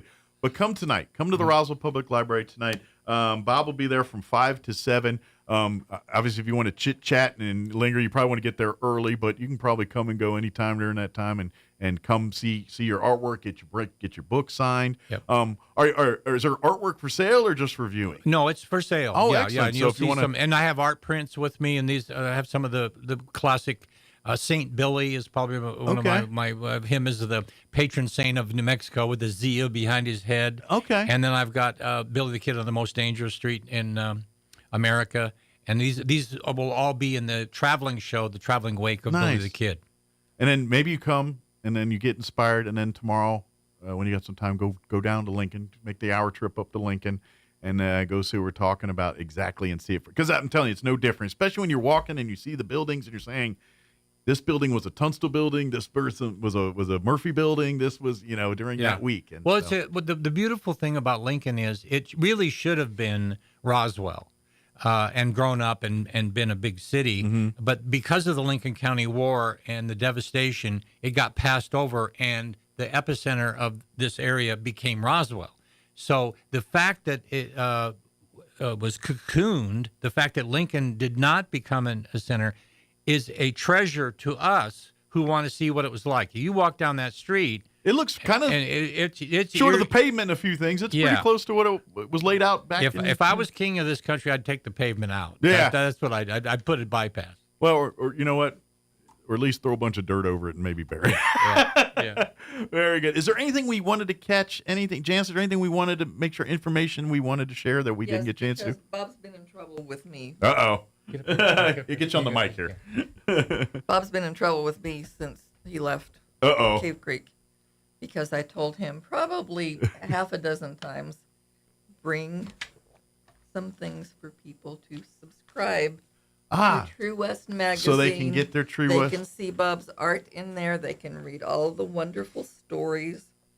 And you can see why Bob's kind of a big deal. After I don't think I like your laugh, sir. I laugh at Jess. After they meet Bob tonight, they will subscribe. Well, see, and I laugh because I'm kind of underplaying it. You're kind of, I know your resume and everything. If you're wanting to know about the West and Billy the Kid, there's not a lot of authorities that are going to know much more than you. Is what I'm. Well, we to say. pride ourselves in if we don't know it, we'll find somebody who does. Yeah, and that's one of the abilities I've had with the magazine is being connected to some of the most wonderful historians in the world. Like, for example, the best Billy the Kid historian I knew was Fred Nolan, who was from England. And then that's been a joy. Well, Tunstall had a little accent himself there. That's what brought him to the table. Is he went to see Billy the Kid in the movie theater as a young man, and Tunstall, the English person who started the war, was in the movie, and that's what got him into the. By the way, you mentioned like places you love going by and all that. One of my favorites is every time I go to Ruidoso, I'm looking for the sign where the Tunstall death site is, where they murdered Tunstall. I've hiked over there. You don't. If you drive to Ruidoso, you pass it every time you drive by it. If you're going down the main highway there. So, very good. Well, thank you for joining us, and thank you. We look forward to tonight, and folks, come on out, get ready to have some fun and talk some stories and see some beautiful art and maybe buy it and get a book signed and definitely if you want to learn more about the True West magazine, and I don't know if you've not heard of it. Maybe if you're a fan of I can't imagine you've not heard of it, but if you haven't, maybe tonight's first night you take a gander and check it out and read some of the stories and stuff. So, good deal. Thank you guys. Thank you.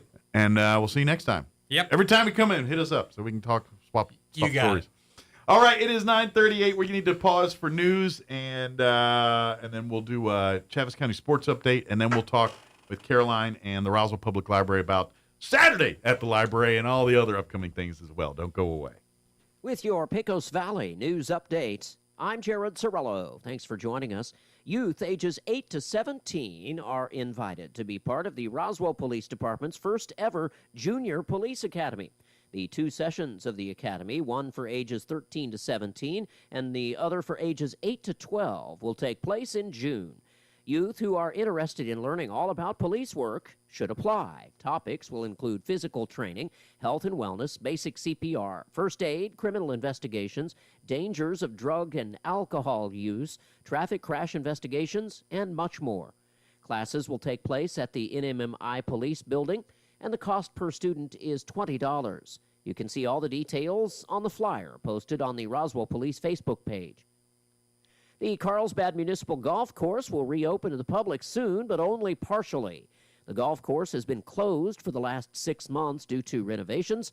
Golfers will be able to play 9 holes at the city's main golf course beginning Monday. The renovation project cost the city about $4 million. You're up to date. I'm Jared Cirillo. Turn up your radio. Here's the Sean Hannity Morning Minute. Every country knows that he's in a position of strength, and if they don't deal with him, it's going to happen again. And then because China doubled down on dumb, and stupid, because they need access to our markets, just like, and this is what the president was betting on. Every country, the EU, all the European nations, Great Britain, and even China in the end, I predict, will come around. They need access to our markets and your money, or else they're screwed. Their manufacturing starts to tank. Their economy starts to tank. Their workers start rebelling. Their citizens start getting angry. And Trump bet on American strength to get this deal done, and now he's free to negotiate. Check out the Sean Hannity Radio Show later today, right here. Now, don't get suckered into the same old free phone game by Big Wireless that comes with a lot of fine print, plus. Oh, in other words, you pay more. At the end of the day, you paid for that, quote, free phone 3 times over. There is a better way. Pure Talk, my cell phone provider, a veteran-owned company, my sponsor, my wireless company, has a much better offer. A free phone with a qualifying plan for just $35 a month, and you get a brand new Samsung Galaxy A26. Just make the switch to Pure Talk for $35 a month. You get unlimited talk, unlimited text, 15 gigs of data with mobile hotspot and roaming, all on America's most dependable 5G network. Just dial pound 250, say the keyword save now, and Pure Talk's U.S. customer service team will help you make the switch in as little as 10 minutes. Again, pound 250, keyword save now. Get your free Samsung Galaxy with a qualifying plan when you switch to Pure Talk. Wireless by Americans for Americans. Playing dance music can help ward off mosquitoes. Now you have a reason to invite Pitbull to your next pool party. Here's Mike Winters.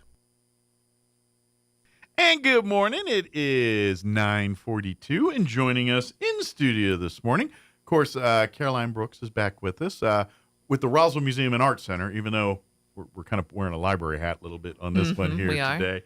And then Diana Bernal is back with us as well from the Roswell Public Library. That's her day job there. So good morning, ladies. How are you today? Great. Thank you for having us on. Well, thank you for coming. I know it just kind of snowballed into this is normally the library joins us on this time each month, but then we had this other event come in. I was like, can we get on? And then I was like, well, it's all library. We're just going to make the 9 o'clock hour on Friday all about the library. So, sounds great. So of course, we got tonight with Bob Bosbell is going to be doing his art show and book signing tonight at the library free of charge. But then come on back tomorrow morning, beginning at 10 a.m., because that's going to be Art New Mexico Day, Culture Day, where kids can come in and do make and take art and do stuff you do normally at the museum this time of year. Yes. But unfortunately, because of circumstances, we can't do it at the museum. Yes, and it's so great that the library is hosting us for our second Saturdays. We're really glad This is kind of like that arts thing you do every year with the kids and families and stuff. Just new location. Exactly. So we normally do our second Saturday of every month, and there's usually a hands-on art component for the kids and families. And then every April for this is the 4th year, we're doing this Art New Mexico Culture Day. And that's partnering with Creative New Mexico, which is an arts advocacy group that's statewide. So they give us some sponsorship funding, and they also help coordinate it around the state. So we're not the only city doing it this week. Good. So it's also in other communities. So you might, in theory, go to Clovis or Albuquerque, and are going to have the events at the library or at the museums there too. Right, exactly, or whatever location. Yeah, their museum's good. But. Yeah. But happening around the state, and then it happens to be we've hosted it, at our museum the last 3 years. Now this year at the public library, and each event's a little bit different around the state. Ours, we kind of consider it like an arts and culture fair. Okay. And so we invite other cultural organizations from around the community to all come together on this day. So is it kind of exposed like you'll be Hispanic, there's gonna be like Native, 12 different groups there. Yeah, all kinds of different cultures that call New Mexico home. Cultural organizations. Gotcha. Okay. Yeah, so we'll have the Roswell Symphony Orchestra, cultural backgrounds, I guess. The Jazz Festival, Gotcha. Phillips 2nd Street Studio, the Pecos Valley Quilters, the Iris Society, the Miniatures Museum, the Historical Society. So all these different groups that are coming together and just sharing what they have going on, their different activities that are coming up or programs that they're doing. For instance, the Jazz Festival has a really great concert tomorrow night at Liberty. Gypsy Jazz. Yeah, so they're going to have the poster for it. Cool. There. The musicians are going to come stop by the library. I got to interview a couple of them.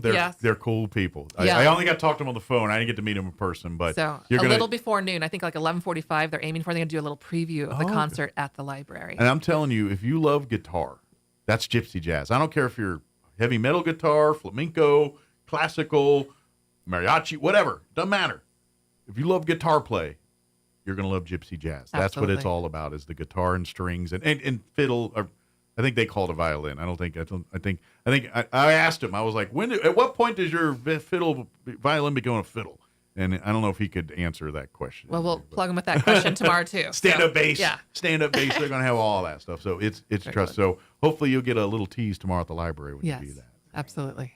Good deal. But that's now it's a 10 to 1. 10 to 1. It is a come and go event, but if you kind of want to do everything, you might want to probably get there closer to 10. I'm thinking. And it's good to stop by. Again, you learn things you might not have known. Again, other activities and events that are happening in the community. That if you're not plugged into their Facebook page or whatever, it's your chance to ask them some questions, find out a little bit more, and have some takeaways, and then do some of those hands-on art experiences as well. Absolutely, yeah. And this is and really this is geared probably elementary age mostly, or does it go a little bit older? We call it a family art day. I've been starting to call it more of a community art day because it's people of all ages. Gotcha. So it'd be 15-year-olds and 30-year-olds and 2-year-olds. So it's family friendly, always family friendly. So the little kids can do things as well.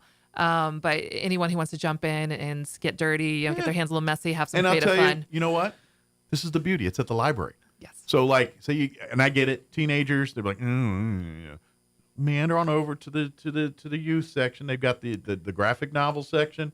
Just have a seat here, pick a book, and you'll be good to go. So if you have the unparticipatory teenager, send them over to the graphic novel section. Interestingly, since it's a large group, like the 12 different groups that are going to be there, we're going to be spread out. So we'll be in the Bondurant room, but we're also going to be in the youth section. So you're taking over the whole library. And we're going to be in the Spanish language section and the kids area. So we're going to be all over the place. Awesome. Good. And so they can wander into those different aisles. Good deal. But so you actually got it. It's kind of a double bonus this year. Absolutely. Where you got, of course, the art museum and all that stuff, but now you got it in the backdrop of the library, which has, if you're bored in the library, it's because it's your own fault. That's all I'm saying. And it's great to bring audiences together. So audiences that would normally come to our second Saturday might not always go to the library and vice versa. Yeah, so now you get to do it all together. once. Yeah, so it's kind absolutely. of call it a blessing in disguise. Yes. Yeah. So while we got you on that, real quick before we talk about some of the other library stuff, as far as the museum and all that stuff, as far as memberships, all things, is all that still kind of, even though we don't technically have a museum we can walk into yet? Yeah. How is the rest of the museum side going? It's going to be a slow recovery process. I keep estimating about 3 years. That being said, our membership is really important, and even though we're not able to offer free admissions because there's nothing to see right now, Nothing to admit you to there's free. no museum to go into or planetarium. Hey, we'll let you in the library for free tomorrow. Yeah, but we see our membership as like our cultural ambassadors for the community. Absolutely. They're the people that really care. They want the inside scoop of what's going on. Well, the art's and not the building. What's that? I mean, the art at the end of the day is not the building. The building, No. I mean, the houses are, but it's what's in it, what comes from it, what it evokes. It's the ideas. And so the museum, it's the dialogue. the building's not there, but everything else of it is still in spirit and going on. Yeah. So we're trying to relaunch our membership program. We took a little bit of pause as we were in the immediate aftermath of the disaster, but we're relaunching it.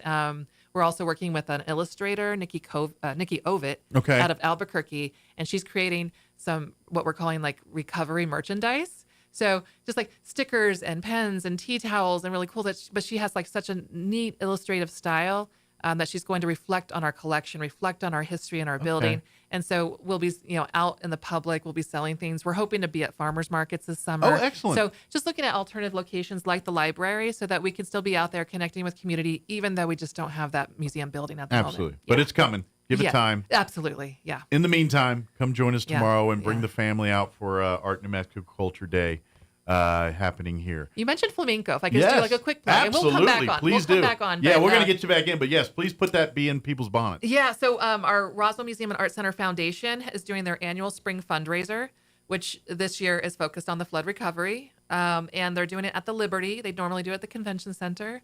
But they're doing it at the Liberty. Liberty's a fine place to It's do a it. wonderful Not place. as big, obviously, but got good food, we're going to good make it atmosphere. work. And so we're starting to sell tickets. It's going to be May 17th, Saturday, May 17th from 6 to 10 p.m. at the Liberty.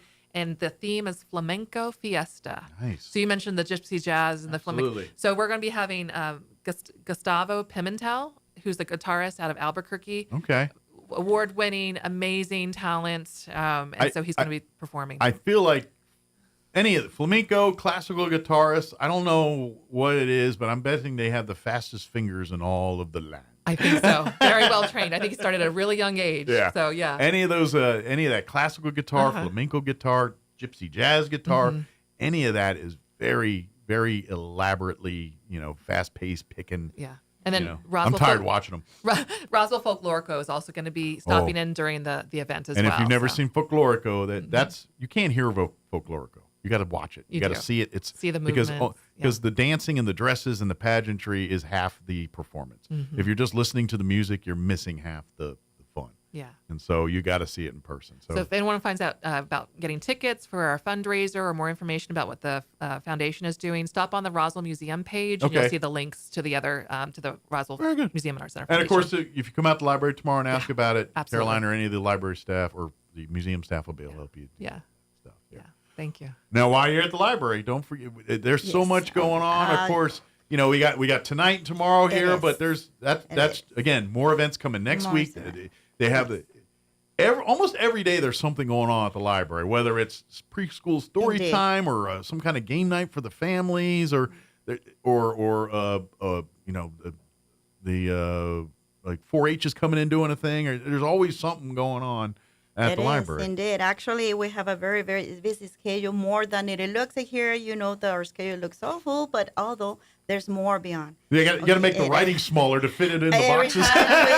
Okay, and actually, we've been working on writing on the back details about it, so they can have their calendar. Your calendar's going to be a book next pretty soon. It'll be pretty soon, and besides, because we add in English and Spanish as well. Oh, excellent! And that way, we embrace our community to read and to be willing to visit us and understand that. Well, you and I have talked about that 100 times, and I don't care what your native tongue of your kid is. Put them in for both. Spanish, English, it doesn't matter. When they're young learning this stuff, that sticks. The more skills we provide our children, better we'll be ready for our future. Right? I'm glad she brought out the art museum is going to be there. I personally been promoting to the parents of our kiddos. Sure. How important it is. Yeah, this is kind of right in your wheelhouse with a lot of the things you do at the library. Yes, It's very much we have in the to work same with vein and the same that cultural and exposing all of New Mexico's We're on the cultures same to train. folks. Yeah. On the same train, and especially I love the way that they're interacting on different areas because it's like a tour. It's like a tour for everyone, and the whole family comes together. Like, for instance, this Saturday they can enjoy Charlie Card. We're going to have Charlie Card. They can enjoy the meal in there, learn about it, walk around, stop by the museum, learn what is going on, get to know the conference room. Because some people, they don't know that we have a conference room. Yeah, there's more than one room in the building. Yes, and sometimes they're afraid to search around. Absolutely. And I'm learn, not supposed to be in there. Yes, No. the young adult area, the makerspace. Yeah. Once they walk by the makerspace, they can see what Kate has, all the equipment that they can use. She's come in and talked about some amazing things they're doing out of there. And it's all free of charge to you as long as you have a library card, good standing. And obviously, for some of the equipment, there's some trainings and things. They just don't turn you loose on some of this high-end equipment without some kind of training. But, for instance, but it's a possibility. Yeah, it is. One of the parents should tell me, you know what? I always wanted buy a cricket. I always wanted. I want to use it, but what about if I spend my money, my budget, and I don't like it, or I don't know how to use it? Mm-hmm. Now that you give the opportunity to learn how to use this equipment, if I like it, if I go through it, maybe I can. Before you spend the big bucks on the make product. An investment, yeah, absolutely. And some of the people, they can start their own business, you know. That's what it's about. Yeah. Yes. So it's like giving a free training for something that maybe you might like and maybe you want to do it, but that is just the makerspace. Absolutely, that's one facet of everything going on at the library. It is, but going back to our calendar, like on Tuesdays I personally do Mother Goose and the Loose, and one is at 10:30, which is the English one, and the bilingual one is at 5. And again, as I've been saying every time, take the kids to both. I don't care. Yes, because we work more so about their fine motor skills, gross motor skills, cognitive skills. Sorry, I don't know if you guys hear that, but our cats outside are being ornery right now. Every once in a while, I hear that noise, and we have cats in the alley, and they get to. And I know, thank God, it's not coming on the radio, but it sounds like cats arguing outside. Well, they're interested. Maybe they're interested in our topic. They're excited about the Saturday. Probably, because it's going to be a very busy week. Well. Yeah, let's say from Friday. From Saturday to Saturday, that's just it's a whirlwind of events and things going on. It is like going back to our calendar, like Tuesday, Wednesdays, and Thursday. We work most of our little ones, and like Mother Goose and the Loose with fine motor skills, gross motor skills, as I say before. Wednesday story time, we go beyond more than just reading, learn the alphabet.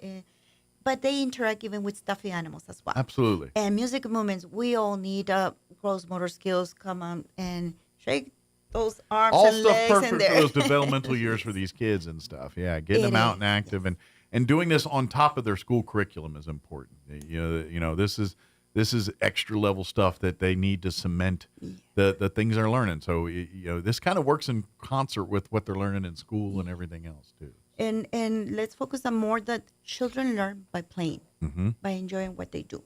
Let's make that joyful. You make it fun, and them. it's learning by osmosis. Yes. Well, and they really do that. Them. I have parents that they say, "Oh, I used to come to the library. I love the library." Now they're bringing even third generation. Family tradition, absolutely. And especially when they see something new, like for instance, they open the door to teens.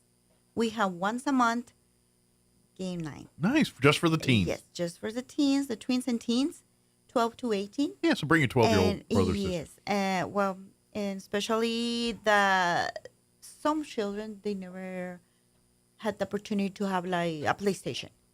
Okay, we provide that. Nice. So you want to get the game on and doing the things that mom and dad, like, I get it. I can't afford a $800 system in my house right now. Yeah. Yes, and I hear parents talk, okay, he read this couple books. Okay, now I'm going to let you go that day and enjoy that time with other teens and socialize. Absolutely. And they're observing because, we have clear windows and they can see through the window parents or what they're doing. So you can keep tabs on what's going on in there. Yes. So in case things get off the rails. and we just in just one of the all the things that we're planning for the library as well. Absolutely. As we go along, we can tell you more about like the summer reading programs. Absolutely. And teens love them. Yeah. Tim's love it. But going back up, like for instance, I'm so glad that you have Mr. Bob here because he's going to be tomorrow He's going to be presenting at the today. Tonight, yes. yeah, tonight. Friday. 5 to 7 Friday, tonight, yes. I'm thinking that tomorrow's Friday. I want to work more. Yes. He's going to be today at 5. And he's going to be giving more information about what he writes. Yeah, he's going to be doing the art and his art. You can buy his art. He'll be doing book signings. And if you like anything Old West and Billy the Kid, tonight you better be out there. And I'll be there because especially I need all what he's doing right now, especially for our Children's Day that we're going to have at the end of the month. Oh, nice. It's going to be Western style. Oh, good. So Bob will be back for some of that. I hope so. Nice. I hope so. I wish if we could. Well, we might invite him. Nice. Okay. Very good. But focusing on this week of the cats. The cats are back. They got excited. Okay. But focusing about what we're doing in this week and the following week, besides having Bob today and having Charlie Carr tomorrow and our guest museum area at the library, next week we're gonna have the candy hunt. Ooh. And that will be Wednesday. Now the sweet tooth. And it's gonna be okay. If those ones they know the conference room, they know it's kind of big. Right. For the little ones, sure, it will be full of shredded paper. Very good. And candies.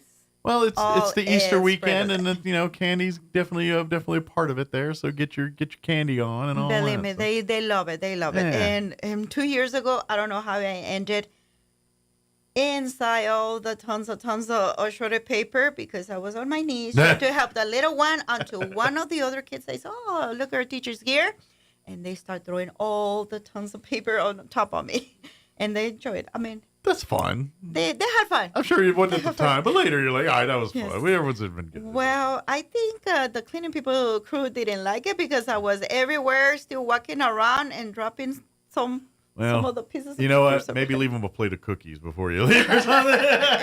Sorry about that. Here's some cookies. Yes, I'm sure that I should do that. Yeah. But as you mentioned it, we have a very busy schedule. Yeah. And what time does that start next Saturday? The Saturday Charlie Carr is going to start at 11. Okay. But the museum is going to start since 10. Okay. So once we open the doors, go around there. Very good. Planning like a picnic, okay? Planning like a picnic. We're going to be there at 10. We're going to be looking and searching what's going to be through the day there. Nice. And then you can stop by the Charlie Carr, get your grilled cheese. They're going to be good. Nice. I should stop by as well. So next Saturday's going to be just as busy as this Saturday, pretty much. Well, there's the candy hunt is on Wednesday. Yes, and the candy but that hunt. one it will be at 10:30. 10:30 Wednesday, 10:30 this week Wednesday, at the Roswell Public Library. So bring the kids and get your candy hunt on. And I'm going to assume you eat what you keep or what you find, kind of Well, thing. parents will take care of it if they have their own baskets for your little ones. But we also, you never know, maybe you'll find something more than just a candy in their cherry picker. Absolutely. And we have a couple of stuffy bunnies so cute that good. you might see them running around there. Okay, you'd be on the lookout. But just don't forget, it will be at 10:30. Very good. So and that's Wednesday. That is Wednesday. Wednesday. Wednesday 16, April 16. Very good. My suggestion is if you don't have one, swing by the library and pick up the calendar here. Definitely. There's also a digital version on the City of Roswell, which is also the library tab on the City of Roswell's roswell-nm.gov. Go to that website. There's a library tab. You click on that. You'll find that calendar there. So if you want a digital version but if you like the old school to put it on the refrigerator, and swing feel by free the front desk. Yes, and feel free to stop by at 301 North Pennsylvania, or they can call us 575-622-7101. Absolutely. And hey, while you're out meeting Bob tonight, grab a calendar while you're here, and then we'll see you Saturday for all the art NM stuff here as well too. So, do we get it all, ladies? I think we got it all. I know we crowbarred a lot in an hour here, but we hopefully Anything more got. about the Children's Day? That's the end of the month. I will give them You'll more come details back. on next week. We'll get you on next week and talk Don't about it. forget to put on my calendar. The last Saturday of the month, we're going to celebrate our children. We're going to give books away, get ready those mustache, those hat and boots, and maybe you're going to be on the picture of the most wanted. There you go. Ooh, and this will be okay this time if you're on this most wanted. This ain't like the milk carton most wanted. You know what now? Very good. Well, thank you, ladies, and we'll see you next time. And thank you for all you do. I know we got so much great stuff in community. It's people like you that make that happen. So we appreciate that. Thanks for having us on. Anytime. All right, that's going to do it for us. Have an amazing day. Thank you so much for allowing us to be a part of it. If you missed any part of our show, KSVPTV.com. You can go back and watch all of it. It's separated, well, will be here in a little bit, by all the interviews and all that. So have an amazing day. I don't want to cut too far into Clay and Buck, so we'll talk to you on Monday.